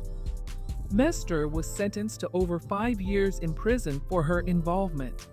Dunn was sentenced in February 2023 and is serving a 35-year prison term, with an additional 5 years of supervised release after his prison term. Danny, have some respect for y'all fathers. Y'all my children. How dare y'all jokes? Big time busters. If you was really lit like that, You do it on your own like I did. That's why you could never beat me. That's why they laugh at y'all behind your back. Long Island have announced an indictment against 31 accused gang members who they say are responsible for 18 different shootings. In one of them, a school teacher was killed after his car was allegedly mistaken for a rival gang member's. Jody Goldberg is in Brentwood with details. Kimberly Collins Midget was a beloved mother and school teacher. Police say she was killed after her car was mistaken for a rival gang members last summer in Hempstead.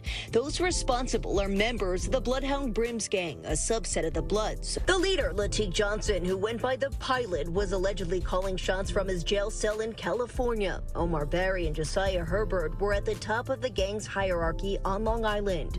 Law enforcement seized tens of thousands of dollars from Johnson's commissary account. They say he would collect dues from lower-ranking members. He did that from a jail cell in California. He may or may not have thought he was insulated from prosecution on Long Island. He is not. A total of 31 alleged gang members and associates were arrested. Latique Johnson, also known as MAB Brims, is the founder and leader of the Bloodhound Brims, a violent faction of the Bloods street gang based in New York City. Johnson was instrumental in organizing and leading the gang's operations both inside and outside prison walls. Johnson was convicted on charges of racketeering, narcotics trafficking, and firearms offenses. In 2019, he was sentenced to 30 years in prison for his role in leading the Bloodhound Brims. His leadership was marked by orchestrating violent crimes, including shootings and armed robberies, to maintain control over the gang's territory and operations. Johnson continued to direct gang activities from prison, ordering violent acts, and coordinating criminal enterprises in New York and beyond. In April 2024, Johnson was arraigned on additional charges in Suffolk County, New York, for conspiracy to commit murder and other violent crimes. These charges stem from his continued influence and orders given while he was incarcerated in a federal prison in California. Johnson's leadership and the activities of the Bloodhound Brims have significantly impacted communities through violence and illegal activities, prompting extensive law enforcement efforts to dismantle the gang's operations. The stories of Christopher Acevedo, Melvi Amador Rios, Latique Johnson, Quandle Smothers, and Andrew Dunn illustrate the relentless grip of gang violence on New York City. Their criminal activities have not only disrupted communities, but also posed significant challenges to law enforcement. However, the convictions and long prison sentences handed down to these gang leaders reflect the ongoing efforts to dismantle violent gangs and restore safety to affected neighborhoods. These cases serve as a stark reminder of the consequences of gang involvement and the importance of continued vigilance in the fight against organized. Known as Rod Diggs, portrays the gritty lifestyle of the streets in his music videos. The aspiring rapper with a long rap sheet of drug and weapons charges tried to convince a jury that he gave up gangbanging for the murderous Mad Dog Bloods to focus on his music after his last prison. New York City has long been a battleground for numerous gangs, each with its own hierarchy, operations, and impact on the communities they inhabit. Key figures such as Rod Diggs, Dwight Dick Wolf Reed, Kian Cash Zhang, Jother Perez, and Larry O have risen to prominence within these criminal organizations. Their leadership has not only driven the activities of their respective gangs, but has also drawn significant attention from law enforcement agencies, resulting in a cycle of violence and legal repercussions. This document provides an overview of these influential gang leaders, highlighting their roles, criminal activities, and the subsequent efforts to curb their influence. I was brought up toting slam. Like, so, belt had to be extra tight. You feel me? Like, my mom, these little sagging out of their knees. I know you ain't got no pistol on you. Don't even talk tough to me. You feel me? Like, well, Steve, a very dramatic day here. I was in the courtroom as this accused Bloods gang leader and rapper on the rise tried to counter the government's claims that he's a killer drug lord who terrorized his own community. born out of that. I was forced with a decision. Either I'm gonna starve or risk going to prison. 32-year-old Ronald Heron, known as Rod Diggs, portrays the gritty lifestyle of the streets in his music videos. The aspiring rapper with a long rap sheet of drug and weapons charges tried to convince a jury that he gave up gangbanging for the murderous Mad Dog Bloods to focus on his music after his last prison term. His childhood friend Shanduk McFadder says prosecutors are smearing Heron with stereotypes and circumstantial evidence. The music is basically us talking about the life that we come from, not necessarily saying this is what I did. You know, this is a very intelligent man, and this is not a man who would commit all these crimes and didn't tell you for you to use it against him. Inside the Brooklyn Federal Courthouse, prosecutors painted a very different picture with a 23-count indictment. They allege that Heron is guilty of racketeering charges for running a drug-dealing operation in the Gowanus housing development where he grew up. They also claim he was involved in 3 murders and 3 attempted murders and introduced his music videos as evidence. Gotta get the ring 10 racks, man. That's platinum. That's what it is. We in the projects. That's heavy. This ain't no goddamn bourbon shit. We in the projects, son, so you know credibility counts, son. Call the tower. That's 423, man. It's just, you know, Motown, man. You know what I mean? Let y'all niggas know this ain't no gimmick, man. We in the projects for real, man. You know what I'm saying? Oh, that's definitely hood. Yeah, you see that, right? This is hood. Yeah, you gotta catch that. You gotta know. Oh, flat screen, yeah. Somebody just bought a flat screen. Check the dishes. What's your explanation of why Rod Diggs is in prison right now? That's just that's off a lot of hearsay. That's just like. I mean, what was he convicted of? He's trying to say a bunch of murders and drug trafficking and things of that nature, so like that. He was out on parole, right? No, he wasn't on parole. Not parole, but he had beaten. Yeah, he had beaten a murder case. Yeah, he had beaten a murder case. He had a murder case and he was out. Ronald Heron, aka Rod Diggs, is a notorious figure in Brooklyn's street gang and hip-hop scenes.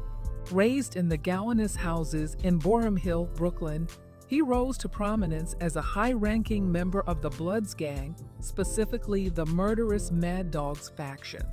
His criminal activities spanned drug trafficking, violent crimes, and other illicit enterprises, with a significant presence in Brooklyn's drug trade. Rod Diggs' involvement in multiple acts of violence, including shootings and murders, was well documented. He often used his music and social media platforms to boast about his criminal exploits and intimidate rivals. In 2010, Rod Diggs was arrested and later indicted on charges including racketeering, drug trafficking, and multiple murders. During his 2014 trial, prosecutors presented evidence from his rap lyrics and social media posts to tie him to various crimes. He was found guilty on 21 counts, including 3 murders, and sentenced to 12 life terms plus 105 years in federal prison. Despite his criminal activities, Rod Diggs was also an aspiring rapper, using his music to narrate his life in the streets and the struggles of living in Brooklyn's violent neighborhoods. His lyrics often reflected his involvement in gang life and criminal exploits. There's awareness, you know what I'm saying? It's awareness, basically, as far as, you understand what I'm saying, like the message of, I want some Godsburg shit too. I'm like, yo, we gotta stop killing each other. We gotta start uplifting each other. We gotta start buying from black-owned communities instead of taking our money and going and taking our money out there and getting rollies and Porsches and you know what I'm saying? Dwight Reed, known by his alias Dick Wolf, is a prominent leader of the Gorilla Stone Bloods, a subset of the United Blood Nation in New York. Under his leadership, the Gorilla Stone Bloods have been deeply involved in various criminal activities, including drug trafficking, weapons trafficking, robbery, and acts of violence to maintain their territorial control. Reed's gang has distributed illegal drugs across New York and used violence and intimidation against rival gangs and perceived threats. Reed, along with other high-ranking members, has faced numerous legal issues, including arrests and indictments related to their criminal operations. In 2020, several members, including Reed, were indicted on charges of racketeering, drug trafficking, and weapons offenses. His leadership has contributed to the gang's fearsome reputation and drawn significant attention from law enforcement agencies, resulting in multiple investigations and efforts to dismantle the gang. Dwight Dick Wolf Reed's influence within the guerrilla Stone Bloods continues to shape the criminal landscape of New York. Kian Zhang, also known as Cash, was sentenced to 9 years in prison by United States District Judge Carol Bagley Amon at the federal courthouse in Brooklyn. Zhang, the leader of the Zhang organization, operated a violent criminal enterprise in the Sunset Park section of Brooklyn and the Flushing section of Queens for nearly a decade. The enterprise engaged in violent assaults, extortions, and drug distribution. Zhang pleaded guilty in January 2017 to participating in the organization's racketeering activities from January 2007 to September 2015. The court also ordered him to pay $30,550 in restitution. Zhang's criminal activities included ordering assaults and extortions, as well as operating a narcotics distribution network and an illegal gambling parlor. Specific incidents highlighted include orchestrating a planned assault on a woman's ex-boyfriend and his wife in August 2013, attempting to extort a man in New Rochelle in December 2013, and ordering the beating of a man over a financial dispute in the fall of 2014. In May 2015, Zhang's underlings extorted and brutally assaulted the owner of a gambling parlor, causing severe injuries and extensive property damage. In addition to these violent acts, Zhang and his associates regularly distributed narcotics. Other members of the Zhang organization have also been convicted and sentenced for various crimes, including extortion and racketeering. These sentences range from 28 months to 78 months in prison.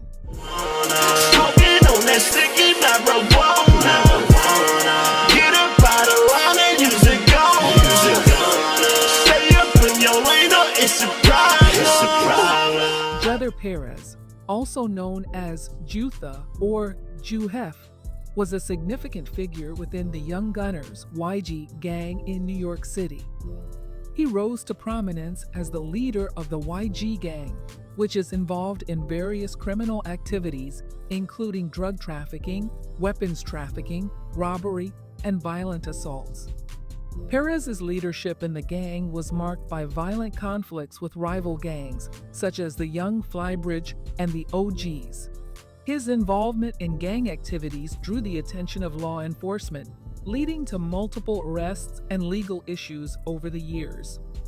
Perez also had a connection to the music industry, being close friends with Bronx-raised rapper French Montana.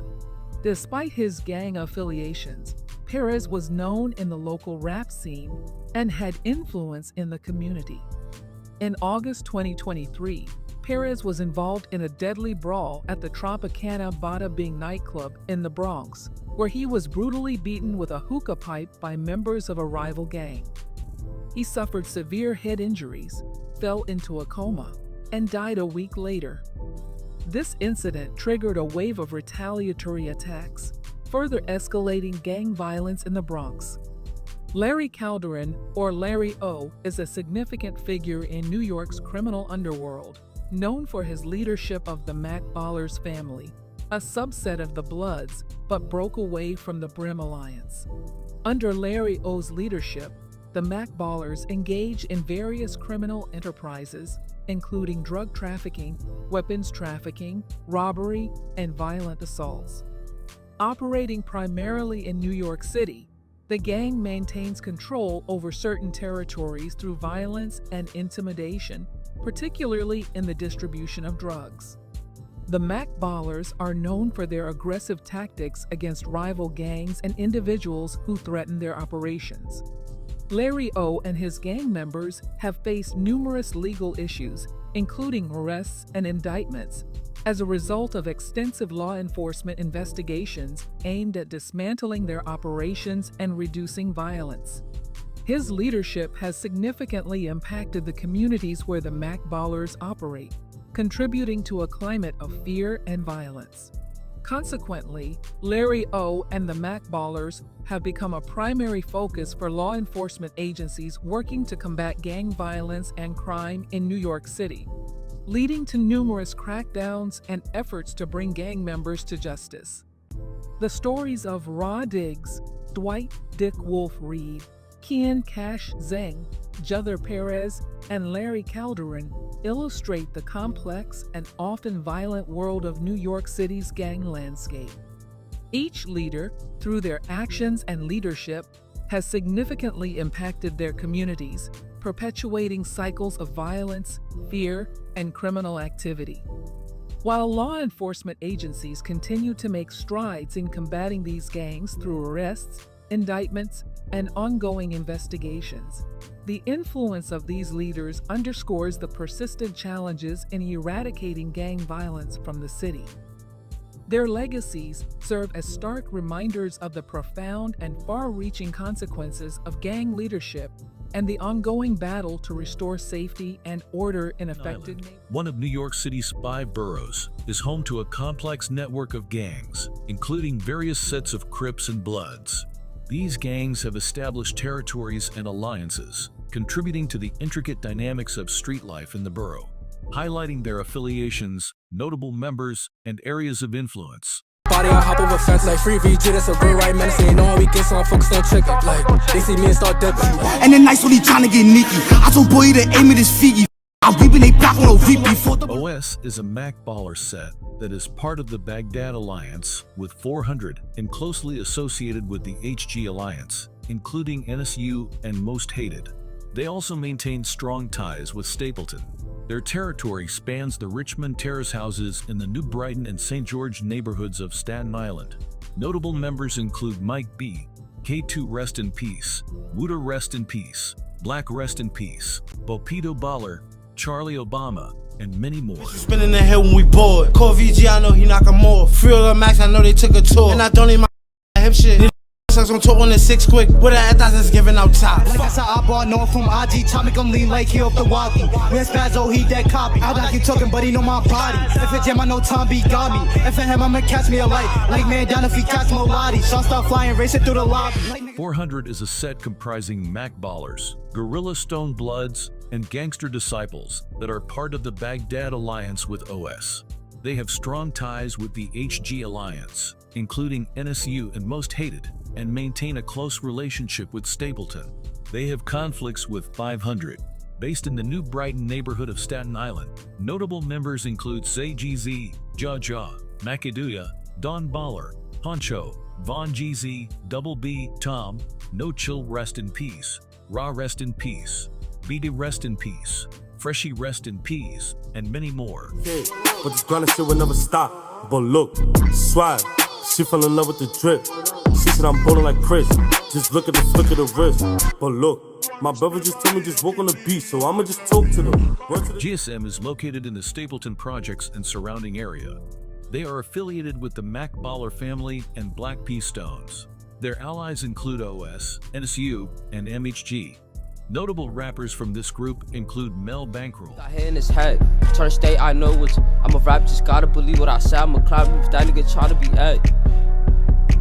Flames, booty be feeding the banks and slump. We put the L location, no me deep with the L rotation. Cop trying to make investigation. or Seide is primarily composed of Bloodhound Brims, MAB Baller Bloods, and Gorilla Stone Bloods from the Park Hill houses in the Clifton section of Staten Island. They are part of the 719 Drill Squad Alliance with 500 NSBL. They have conflicts with the Baghdad and HG alliances, as well as Stapleton. Notable members include CP Dog Menace, Mo Mula, Richie Slick, VC, Money Mitch Baby, 666, Skip Rest in Peace, T-Murder Rest in Peace, Rayo Rest in Peace, VI Rest in Peace, Money Mel Rest in Peace, Siles Rest in Peace, and many more.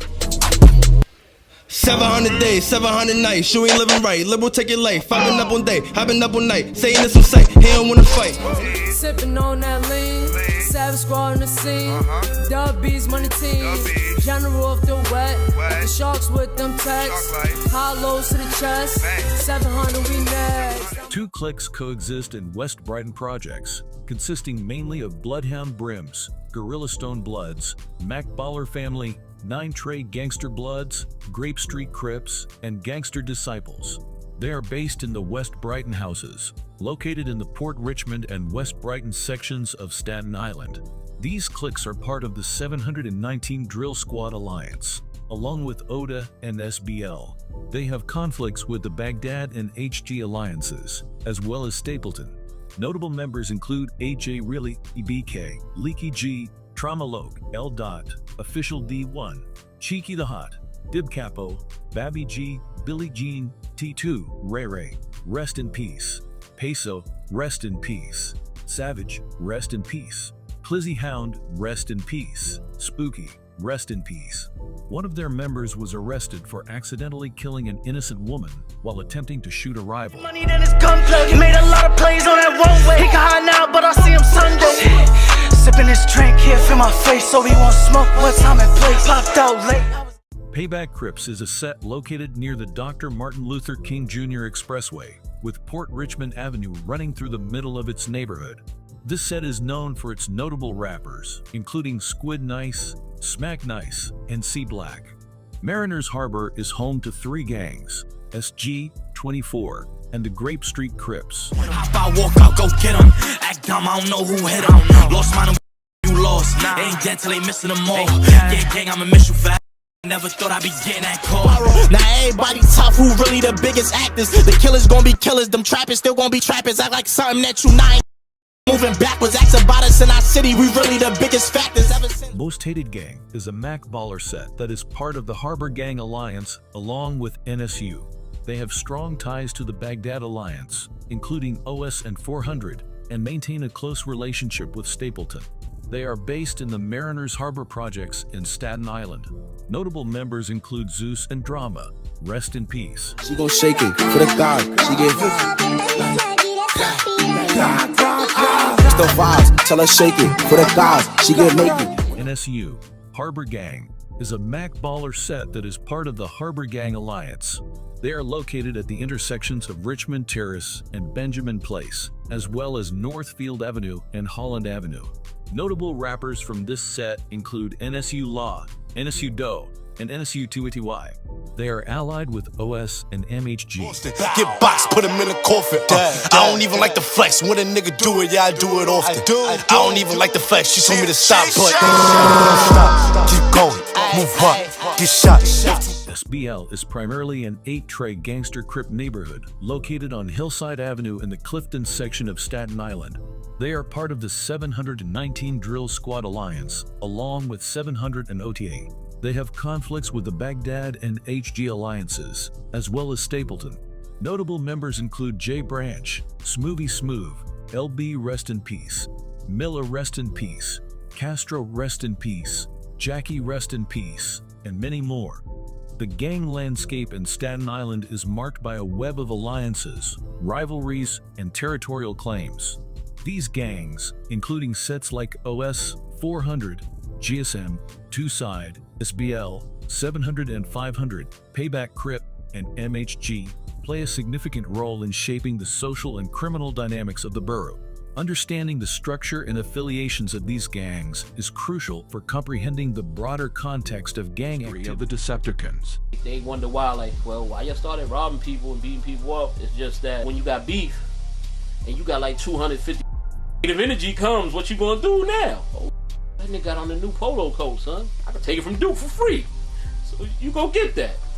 And that's how it started, man. That's what happened, basically. In the urban tapestry of New York City's history, myriad tales of street gangs, organized crime, and secret societies emerged. The 1980s and early 1990s, a turbulent era for the Big Apple, saw the rise and fall of one particularly fearsome gang, the Decepticons. While they might share a name with a popular faction from the Transformers franchise, their legacy is anything but fictional. All I see is a big, giant Decepticon face. I'm like, yo, my type of school is letting brought a big giant Decepticon gang face on the staircase of the gym. Brooklyn, with its sprawling neighborhoods and complex socio-economic landscape, was the birthplace of the Decepticons in the early 1980s. Surprisingly, their roots trace back to Brooklyn Technical High School, an elite institution known more for academics than altercation. Yet, it was here that a group of young individuals, feeling the weight of urban struggles and seeking camaraderie and power, formed what would become one of New York's most formidable street gangs. Their numbers swelled rapidly. From high school corridors, the Decepticons expanded their influence across Brooklyn's streets, subway stations, and neighborhoods. They even managed to establish a presence in parts of Manhattan, a testament to their ambition and reach. The Decepticons weren't simply thugs. They were organized, methodical, and by many accounts, adhered to a strict internal code. Their chosen weapons were often rudimentary brass knuckles, chains, and knives, but in their hands, these became tools of terror. Robberies, especially in subway stations, became a hallmark of their operations. But beyond mere theft, they were the most powerful gang at the time. They frequently orchestrated rumbles or massive brawls, challenging rival gangs to pitched, brutal battles. These confrontations, often taking place in public areas, further cemented their fearsome reputation. Leaving school like, yo, I'm out. You heard Megatron coming up today. Know what I mean? It's gonna be 10,000 D's out here today. The Decepticons' reign of terror didn't go unnoticed by city officials. As their activities intensified, so did the attention they received from law enforcement. The NYPD increased patrols in areas identified as Decepticon hotspots, leading to frequent clashes. Their influence extended beyond criminal activity. The Decepticons became symbolic of the broader challenges New York faced during this period. High crime rates, the burgeoning crack epidemic, economic hardships, and social unrest. For many New Yorkers, the Decepticons embodied the city's descent into chaos. However, the flames that burn twice as bright often burn half as long. By the mid-1990s, the Decepticons' influence began to wane.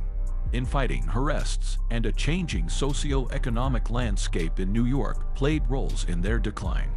Additionally, as law enforcement tactics evolved and the city's priorities shifted, there was less room for such overtly violent gangs.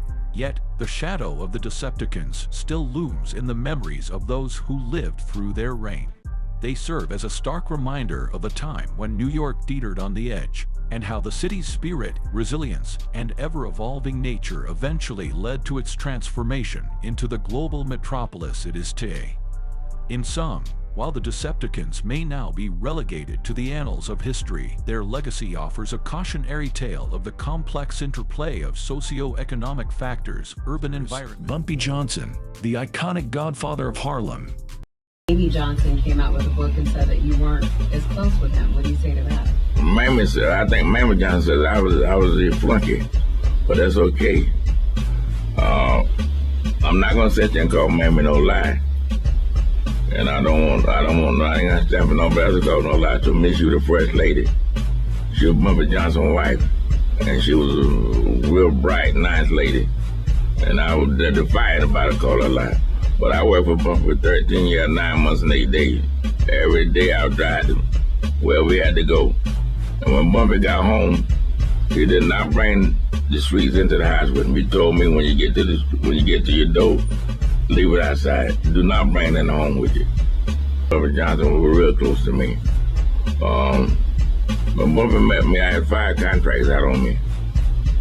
And he called all the guys, well, at least 4 of them, standing by in one spot one day, and he rode it linking up, and he got out. JJ got to open the door, he got to walk up to him. I heard him tell him, do not mess with him, to keep the hands off. He's not to be messed with. And that was the end of that. Nobody ever said a word to me about it again. Ellsworth Raymond Bumpy Johnson, known for the unusual growth on the back of his head, was a notorious mob boss who operated in the Harlem neighborhood of New York City. Over a span of 4 decades, he was involved in criminal activities ranging from bookmaking, pimping, and drug trafficking, to serving as a bodyguard. Despite spending half of his career in some of the most notorious prisons in America, Bumpy was also a published poet, philosopher, philanthropist, and a dedicated father. Bumpy's life was marked by his struggle against racial persecution, which led him to flee his home. His criminal activities were inextricably linked to his race, as he sought to carve out a space for himself and his community in a world dominated by the Italian mafia. Among his many accomplishments, Bumpy was able to bring an end to the war between Harlem bookies and the Italian mafia. By the time of his death in 1968, Bumpy had become a controversial and legendary figure in Harlem, seen by some as a hero and others as a villain. Despite his criminal acts, his philanthropy and devotion to his family were widely acknowledged, and his legacy as a complex and multifaceted figure endures. Born in South Carolina in 1905, Bumpy Johnson grew up in a deeply segregated and racist environment. His childhood was marred by the constant threat of racial violence, which left a lasting impression on him. When he was just 10 years old, his older brother Willie was accused of murdering a white man. Fearing for his safety, Willie was sent to live with family in Harlem. Soon after, Bumpy also made the move to Harlem, where he would later become one of the most notorious crime bosses in New York City. Young age of 15, Bumpy Johnson fell in with a bad crowd, taking on odd jobs and engaging in gambling activities such as pool and dice games to earn money. By 16, he was already involved in criminal activities such as selling protection and committing armed robberies, and by 17, he had landed himself in Elmira Reformatory. During his formative years, Johnson crossed paths with William "Bub" Hewlett, a gangster who recognized his audacity when he refused to leave Bub's storefront. Impressed by Johnson's fearlessness, Hewlett offered him a job protecting Harlem's prominent numbers runners. This proved to be a turning point in Johnson's criminal career, as he gained valuable experience and connections in the world of organized crime. Though card rooms offering games like poker and blackjack were flourishing in cities across America, it was the numbers game that took over Harlem. Also known as the numbers racket or Italian lottery, it was an illegal lottery popularized in the 1920s and 30s. With bets starting at just a penny, the game was predominantly played in poor and working-class neighborhoods. While many independent bookmakers capitalized on the numbers racket, Bronx mob boss Dutch Schultz bulldozed almost every bookie into working for him. This was much better than the alternative, losing their business altogether. However, Stephanie St. Clair, one of the only female racket runners in Harlem, refused to back down. Bumpy Johnson's reputation as a fierce and fearless bodyguard caught the attention of Stephanie St. Clair, who was known as the Queen of the Policy Rackets. Together, they waged a war against the most powerful crime bosses in New York City, with Dutch Schultz being a primary target of Johnson's aggression. According to Johnson's wife, Mame Hatcher, he engaged in a guerrilla war of sorts, systematically eliminating Schultz's men. Schultz's attempts to monopolize the numbers game came to a swift end in 1935 after Italian mobster Charles Lucky Luciano ordered a hit on him. Shortly after, St. Clair decided to step back from the criminal world, possibly due to Schultz's murder. She then handed over her operations to Johnson, whom she had met after his release from prison in 1932. During the years between their meeting and St. Clair's withdrawal, Johnson was involved in numerous criminal activities, including the kidnapping and murder of over 40 people. However, it should be noted that these actions were likely a result of his involvement in the violent and ruthless world of organized crime during that time. So him and Bumpy went at it. They did. And I guess the Dutch actually won that war. Yes. What does that mean exactly? Well, won the war. I mean, he had the biggest drug business there. It was his business. Harlem was his for a while. After Schultz's demise, Luciano saw an opportunity to establish a relationship with Johnson. As a result, Johnson became the kingpin of all racket operations in Harlem, with Luciano receiving a share of the profits in exchange. This agreement was significant, as it marked the first time a black man had negotiated with the Italian mafia and brought an end to the violence that had plagued Harlem's underworld. Johnson's success made him a legendary figure in the community, earning him respect and admiration for standing up to the white mob. Johnson was now the undisputed leader of Harlem's illegal casino Bumpy, scene. when they had in the papers one time and he saw that they was talking about sending him back to jail for some drug stuff some like drugs, that. yeah. My father said, Bumpy ain't messing no drugs. Nah. My mother said, no, he showed That was a setup. That was a setup. They was trying to get him out of the street. Right. As his influence grew, he emerged as the dominant figure in Harlem's illicit underworld. All illicit activities in the area required his approval. With the illegal profits, Johnson began to provide support to the most vulnerable in the community. He distributed meals, gifts, and free turkeys during Thanksgiving. He also sent the children of financially struggling families to college. This established him as a complex figure, both a ruthless crime lord and a philanthropic Robin Hood. Towards the end of his life, Malcolm X began to distance himself from Johnson due to his criminal reputation. However, before then, the two were close friends, having known each other since the 1940s when Malcolm X was a street hustler.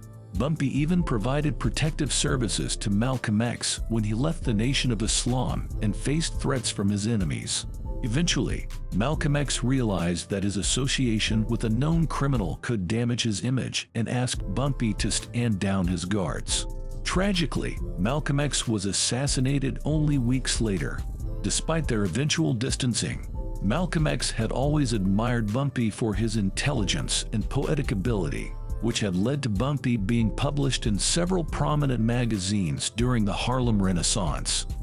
Bumpy's family is a prime example of the morals surrounding his life. He met his wife, MAM, in 1948 after serving a 10-year prison sentence for various crimes. Though she was well aware of his violent criminal history, the pair married 3 months later and stayed together until his death. Bumpy's relationship with his daughter Elise was also a contradiction of his two identities. Though a family man, Bumpy was estranged from his daughter, who was addicted to the heroin that he trafficked. Bumpy and MAM ended up raising Elise's daughter, their granddaughter, as their own. Bumpy's relationship with his daughter Elise was also a contradiction of his two identities. Though a family man, Bumpy was estranged from his daughter, who was addicted to the heroin that he trafficked. Bumpy and MAM ended up raising Elise's daughter, their granddaughter, as their own. Would you say Bumpy Johnson kept drugs out of Harlem? He kept it out of certain neighborhoods where I don't care who you wasn't going to be dealing, on where he put his foot in, he put his name on it as far as like, there's no deal here. And that's how it was. Bumpy's life took a dramatic turn in 1952 when he was sentenced to 15 years in prison for conspiracy to sell heroin, which was his longest prison sentence. Despite his appeal, the verdict was upheld, and he was sent to Alcatraz, the notorious American prison. During his 10-year sentence, there were unconfirmed reports that he had used his outside connections to help 3 inmates escape. According to MAM, Bumpy could have escaped himself, but he chose to remain in prison as a free man. After his release, Bumpy returned to Harlem to find that the Italian Mafia had taken over the drug trade. The 2019 epic series, Godfather of Harlem, suggests that Bumpy's daughter Elise's addiction was the inspiration for him to rehabilitate the neighborhood upon his return. From what I heard, he was talking to Mr. Dickie Wells, sitting on a stool. Right. And then he was silenced. Yeah. And he had passed while he was sitting in the stool. Bumpy Johnson passed away in 1968 from a heart attack, marking the end of his notorious crime career. Despite surviving numerous assassination attempts by rival drug lords and mafia gangsters, it was ultimately high cholesterol that claimed his life.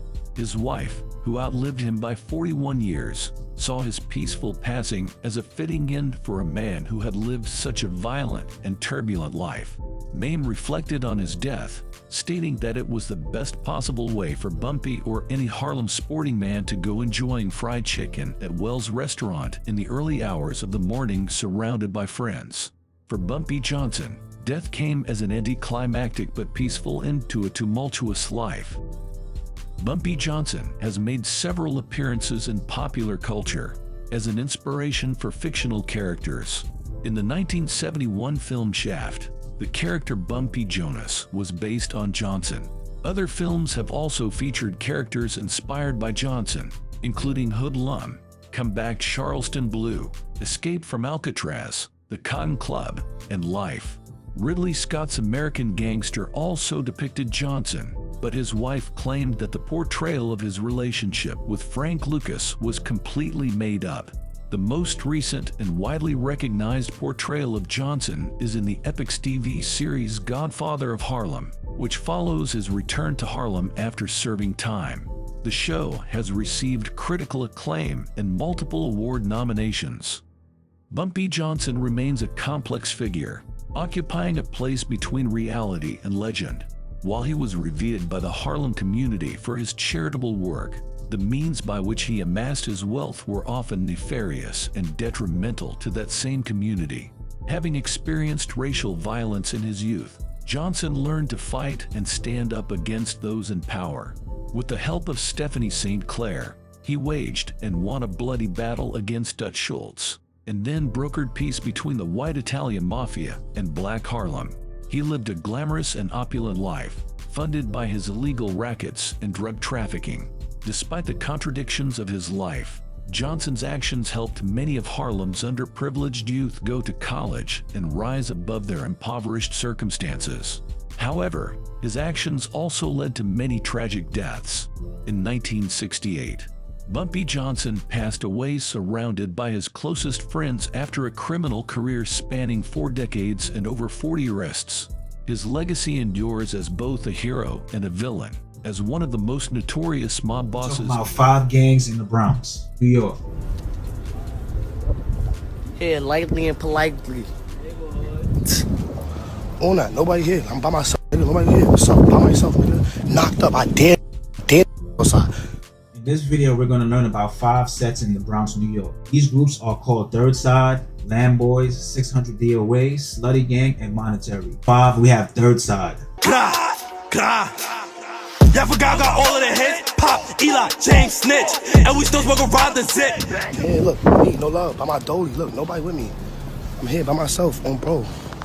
By myself, nobody with me. On that. On that, nobody here. I'm by myself, nigga. Nobody here. What's up? By myself, nigga. Knocked up. I did outside. He got shot in his teeth. I'm not daring to beat no politics. Leave it in the streets. Third Side, also known as OT3 or the Munners, is a gang primarily located around 183rd and Crotona Avenue. While a few members have distanced themselves from the DOA alliance, the majority remain affiliated. The gang is composed of members from MAB Ballers, 280 Gangster Crips, and Sex Money. In terms of alliances, Third Side has formed strong connections with several groups, including 9 Rag, 280 Block, South Side, 6 Block, Kingsbridge, and Slattery. However, Third Side is engaged in many beefs. Some sets included 800, 6 Wild, Drilly Gang, Double G, Moneywell, Lamb Vegas, RPT, Portland, Sugar Hill. Notable members from this Third Side set include Zay Munna, No Love Munna, and AP Munna. At number 4, we have the Lamb Boys. You know how we vibe, nigga. So much really niggas. Come broke, leave rich, come rich, broke. I ain't tossing this gun and I'm really outside and I don't got a front. Like.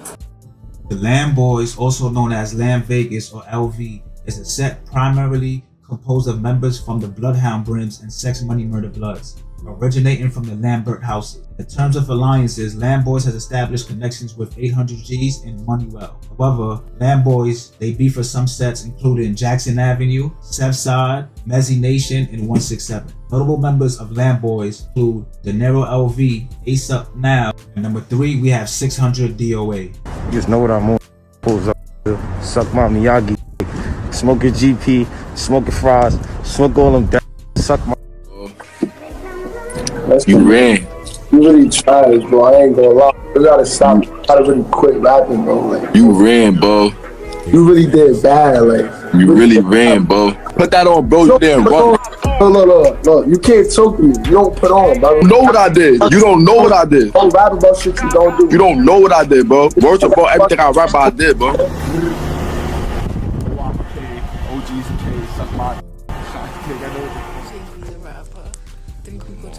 I can't leave my house. It's my time to shine, man.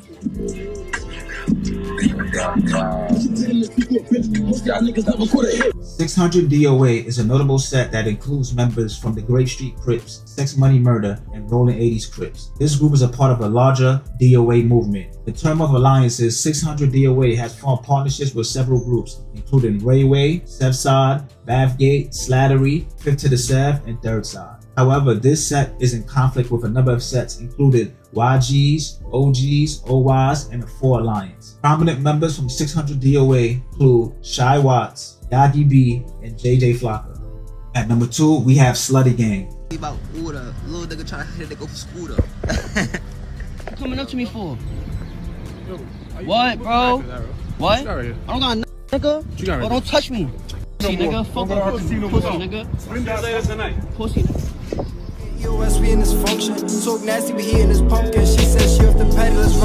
Slutty Gang, a part of Sex Money Murder, a blood set founded by Pistol Pete in the Soundview projects. Among its allies, Slutty Gang maintains good relations with several groups, including Slattery, Seide, LIP, OTC, and Waddy Gang. However, Slutty Gang has some tensions with the YGs from Castle Hill. They also have other conflicts with several other groups, such as Monroe, Bronxdale, Bust Down, Lamb Vegas, Mott Haven, Fever Block, 165, and Cortland. For 1, we have Monetary, or Rayway. Every man that's free, blue, free, fluff. Off the 48, down 4, down 8. Don't play, cause you know I'm down old, down wild. 30 stick in my pants, so don't ask me to diss, but you know I might do my see blue bop. Hello, Bando, bitch, or the sister, I thought my fucker the next time he diss me. Rayway or Monetary is a part of the DOA Alliance and is a diverse set predominantly comprising of members of the Rolling 80s Crips along with a few from Baby's Crips, Sex Money Murder, and Wildcard 90s. This group represents a blend of various affiliations within the gang landscape. In terms of alliances, Monetary or Rayway has formed strong bonds with several sets, including 6 Block, Seide, Third Side, Slattery, Kingsbridge, and Fifth to the Sev. Some sets that Monetary beef with: 800 G's, Money Well, Drilly Gang, Double G, Sugar Hill, LV, The Mitch, and Flybridge. Notable members in the Monetary Gang include C Blue, Set the Tread, and Molly B. The exploration of these 5 Bronx gangs, Third Side, Lamb Boys, 600 DOA, Slutty Gang, and Monetary, reveals the depth and complexity of gang culture in urban environments. Each gang with its distinct characteristics, alliances, and rivalries. The histories are not just tales of conflict and survival, but also narrates that reflect the broader socio-economic and cultural realities of life in the Bronx. Today we are going to discuss the worst prisons in New York. The New York State prison system is the largest in the United States. It houses more than 60,000 inmates and employs more than 20,000 people. The prisons are overcrowded and understaffed. The prisons are also underfunded and have a lack of resources to provide for inmates. NYC prisons are also known for slashing incidents. Inmates are not given adequate medical care and mental health treatment, which leads to a high rate of suicide among inmates. Inmates also have limited access to rehab programs that could help them reintegrate into society after their release from prison. Sullivan County Jail, Monticello, New York. Josh, Sarah, with the highest numbers the Sullivan County Jail has ever seen, both officers and inmates are at their boiling point in a jail that's simply busting at the seams today with nearly 1,000 inmates. Inside the Tri-City's largest jail, those locked up are living in conditions that even the staff admits are dangerous and inhumane. Yeah, this is overcrowded at its max. The jail at its breaking point. Tonight, a plan to make people pay up when they get locked up in Sullivan County. Yeah, some Sullivan County commissioners think inmates should have to fork over as much as $1,000 a month to cover the cost of their room and board. We've had as many as 40 inmates in a 16-bed bay. Carswell allowed our cameras inside of the jail Thursday night. We saw inmates with cots on the floor because there aren't enough beds. Sullivan County Jail is located in Monticello, New York. It has seen a lot of changes over the past few years.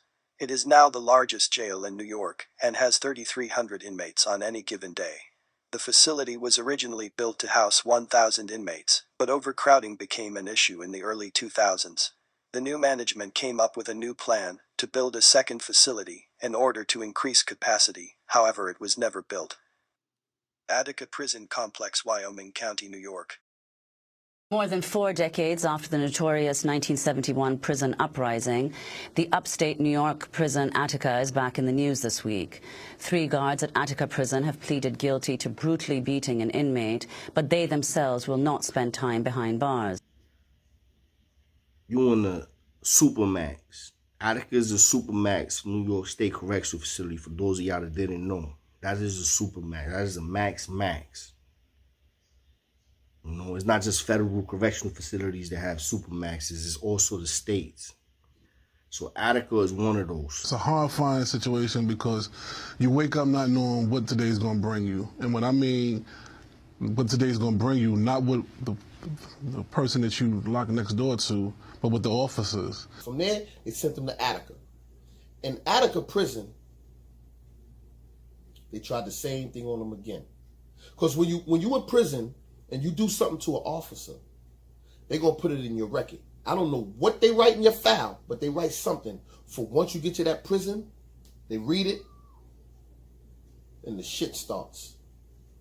When he got to Attica, they tried to do the same thing to him. He tried to stab them. They hung him. You hear what I'm saying? They hung him.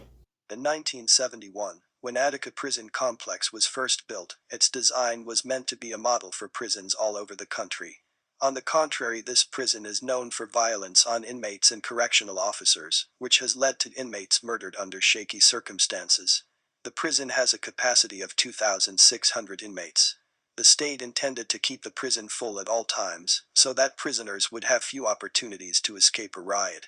The prison was designed with 2 levels of cells, a recreation yard and a staff residence. Auburn Correctional Facility, Auburn, New York.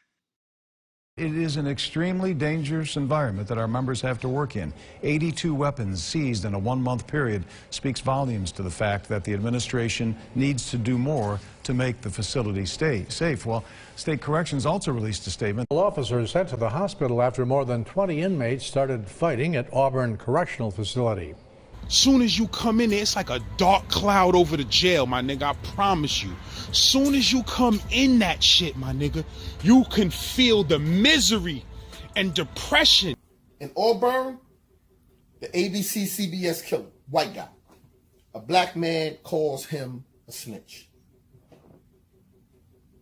He saws the man head off. The pictures are still up in the jail. Auburn Correctional Facility is one of the worst prisons in New York because of the terrible conditions that inmates face. The prison has been operating without an upstate correctional facility commission since June of 2011. This means that Auburn Correctional Facility cannot be closed down, and it also means that the prison's operation will not be overseen by another agency. The lack of oversight has led to increased violence at Auburn. Clinton Correctional Facility, Dannemora, New York. So then they say, Franklin, Clinton Correctional Facility. I'm like, oh shit. Shit just got real. You know what I'm saying? This is in the North Country of New York. It is very sparsely populated, only about 25 miles from the Canadian border, and full of a lot of woods and a few scattered homes and hunting cabins. Lots of places to hide out. Safe from gang fights, New York Assemblywoman Janet Dupree says have broken out numerous times at Clinton Correctional Facility. All of this is a formula for very potential violence in this area. Beyond that, there's more. The racial makeup really counts here. The vast majority of these inmates are black or Latino, 3/4 of them, and yet with more than 900 corrections officers here. In an age where the more horrific the crime, the more prison time is allotted, many people have related to a recent article in the New York Post. There, they interviewed inmates of various prisons to find out which one was the worst.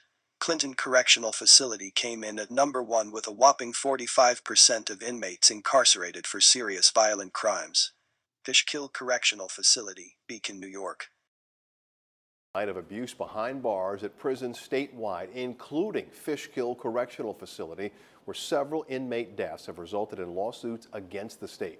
State police are now investigating the death of an inmate at Fishkill Correctional Center. 37-year-old Joseph Clark, who is from Newburgh, died last Monday morning after getting emergency medical attention.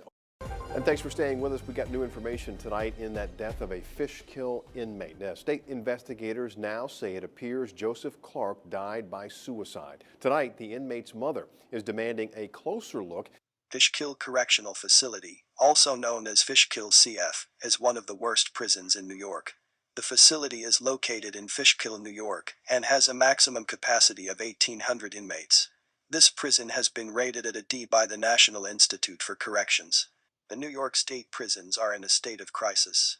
The prison population has increased by more than 50% since 2000, and the number of inmates who are incarcerated for life has increased by more than 400%.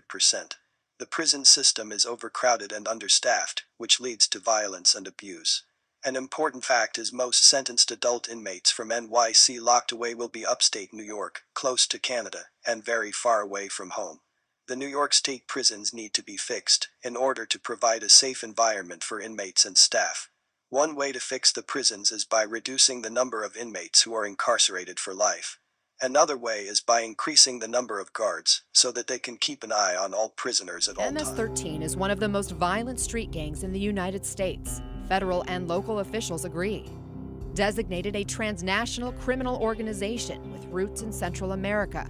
More than 30,000 members worldwide, up to 10,000 in the U.S., and as many as 1,000 on Long Island alone. La Diablita, or the Little Devil, as she calls herself on social media, 22-year-old Lenise Escobar was standing trial for quadruple.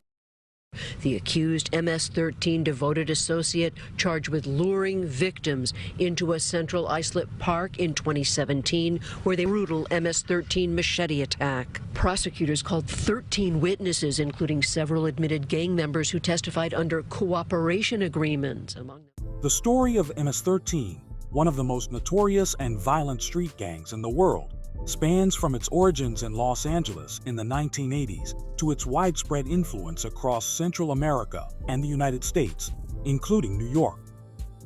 Founded by refugees fleeing civil wars in El Salvador, Guatemala, and Nicaragua, the gang grew through brutal violence and alliances with powerful criminal organizations. In New York, MS-13 has left a chilling mark, with one of the most infamous cases involving Lenise Escobar, known as La Diablita. Escobar was convicted for her role in luring 4 young men to their tragic end in a horrific 2017 attack that shocked the Long Island community and highlighted the gang's terrifying reach. MS-13 is one of the most violent street gangs in the United States. Federal and local officials agree. Designated a transnational criminal organization with roots in Central America. More than 30,000 members worldwide, up to 10,000 in the U.S., and as many as 1,000 on Long Island alone. We have about 500 identified MS-13 members here in Nassau County. Out of that 500, we have 215 that are active. How do you identify who is an active member?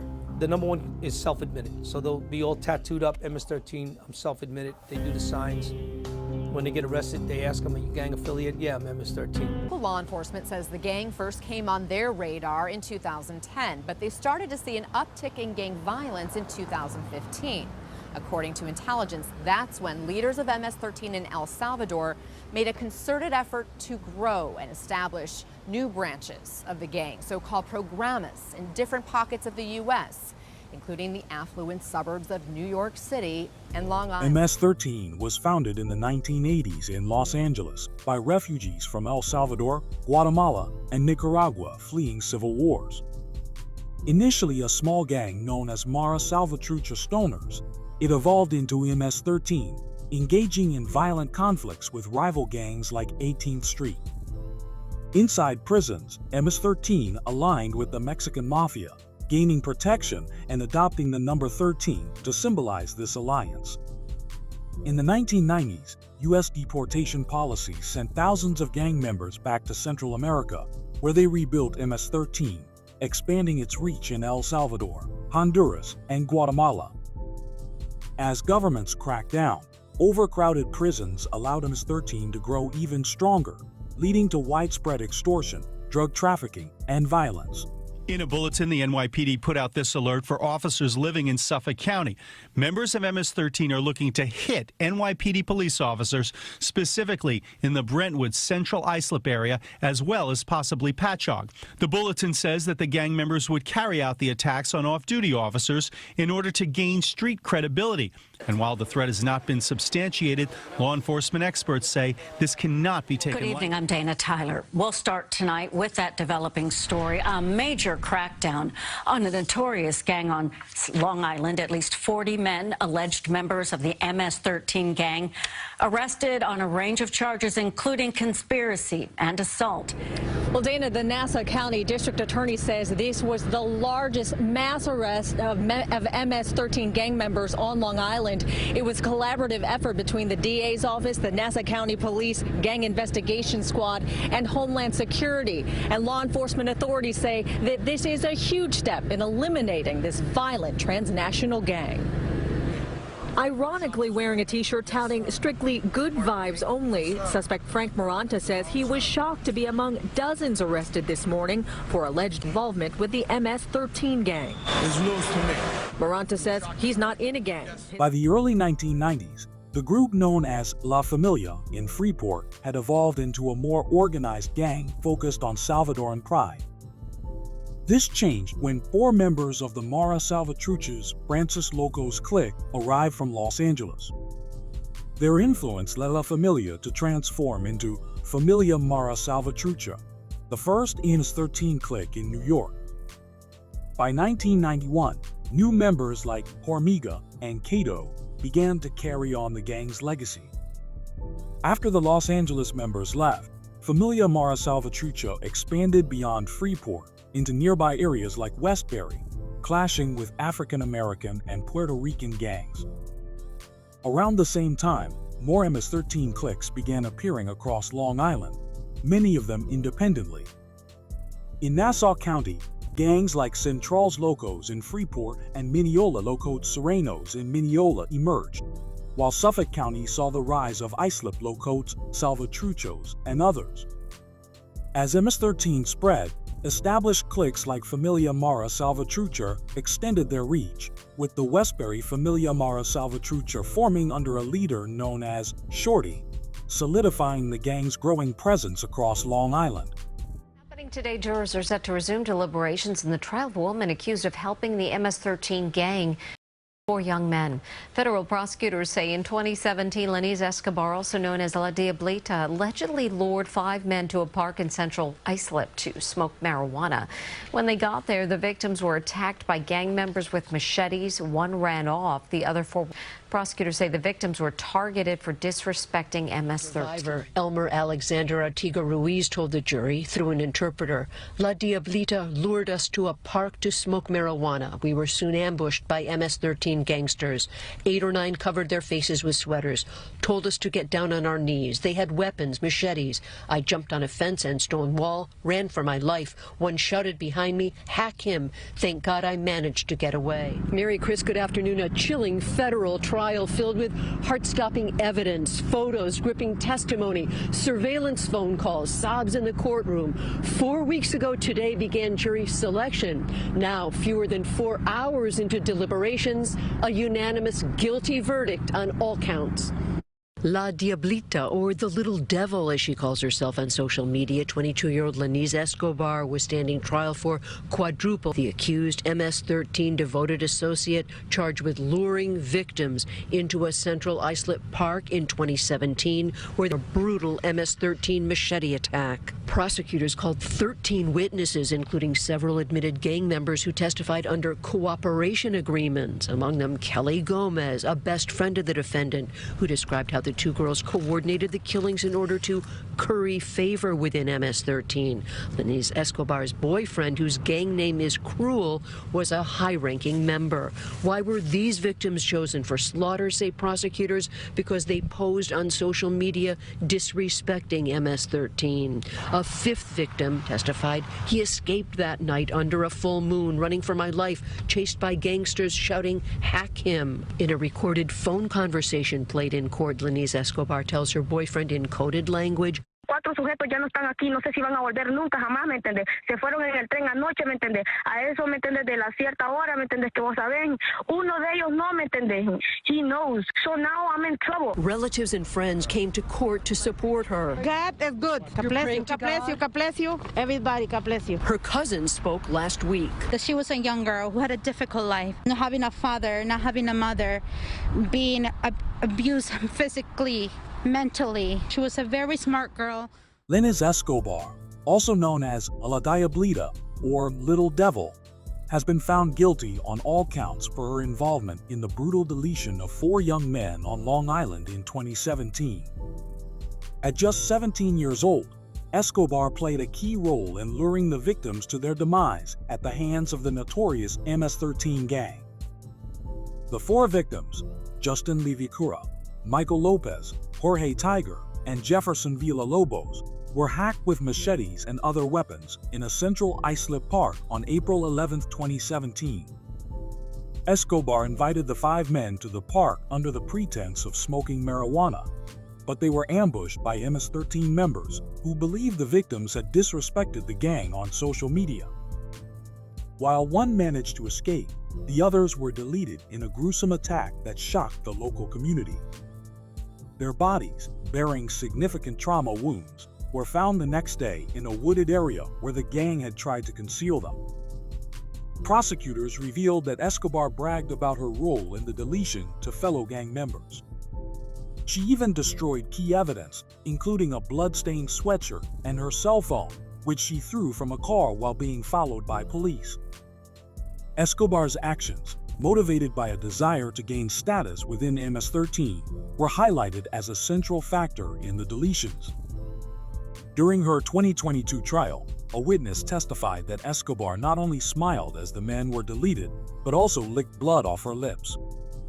Despite her defense team's argument that her motive was never clearly proven, the jury convicted her on charges of deletion and racketeering. The case has drawn widespread attention, not only for its brutal nature, but also for the involvement of MS13, a violent gang that originated in Los Angeles and has since spread to Long Island. More than a dozen other gang members and associates have been charged in connection with the deletions. Escobar's defense team continues to challenge the conviction, arguing that prosecutors failed to prove her intent to rise in MS13. However, the judge maintained that the jury was justified in concluding that Escobar orchestrated the deletions to retaliate for the perceived disrespect shown to the gang.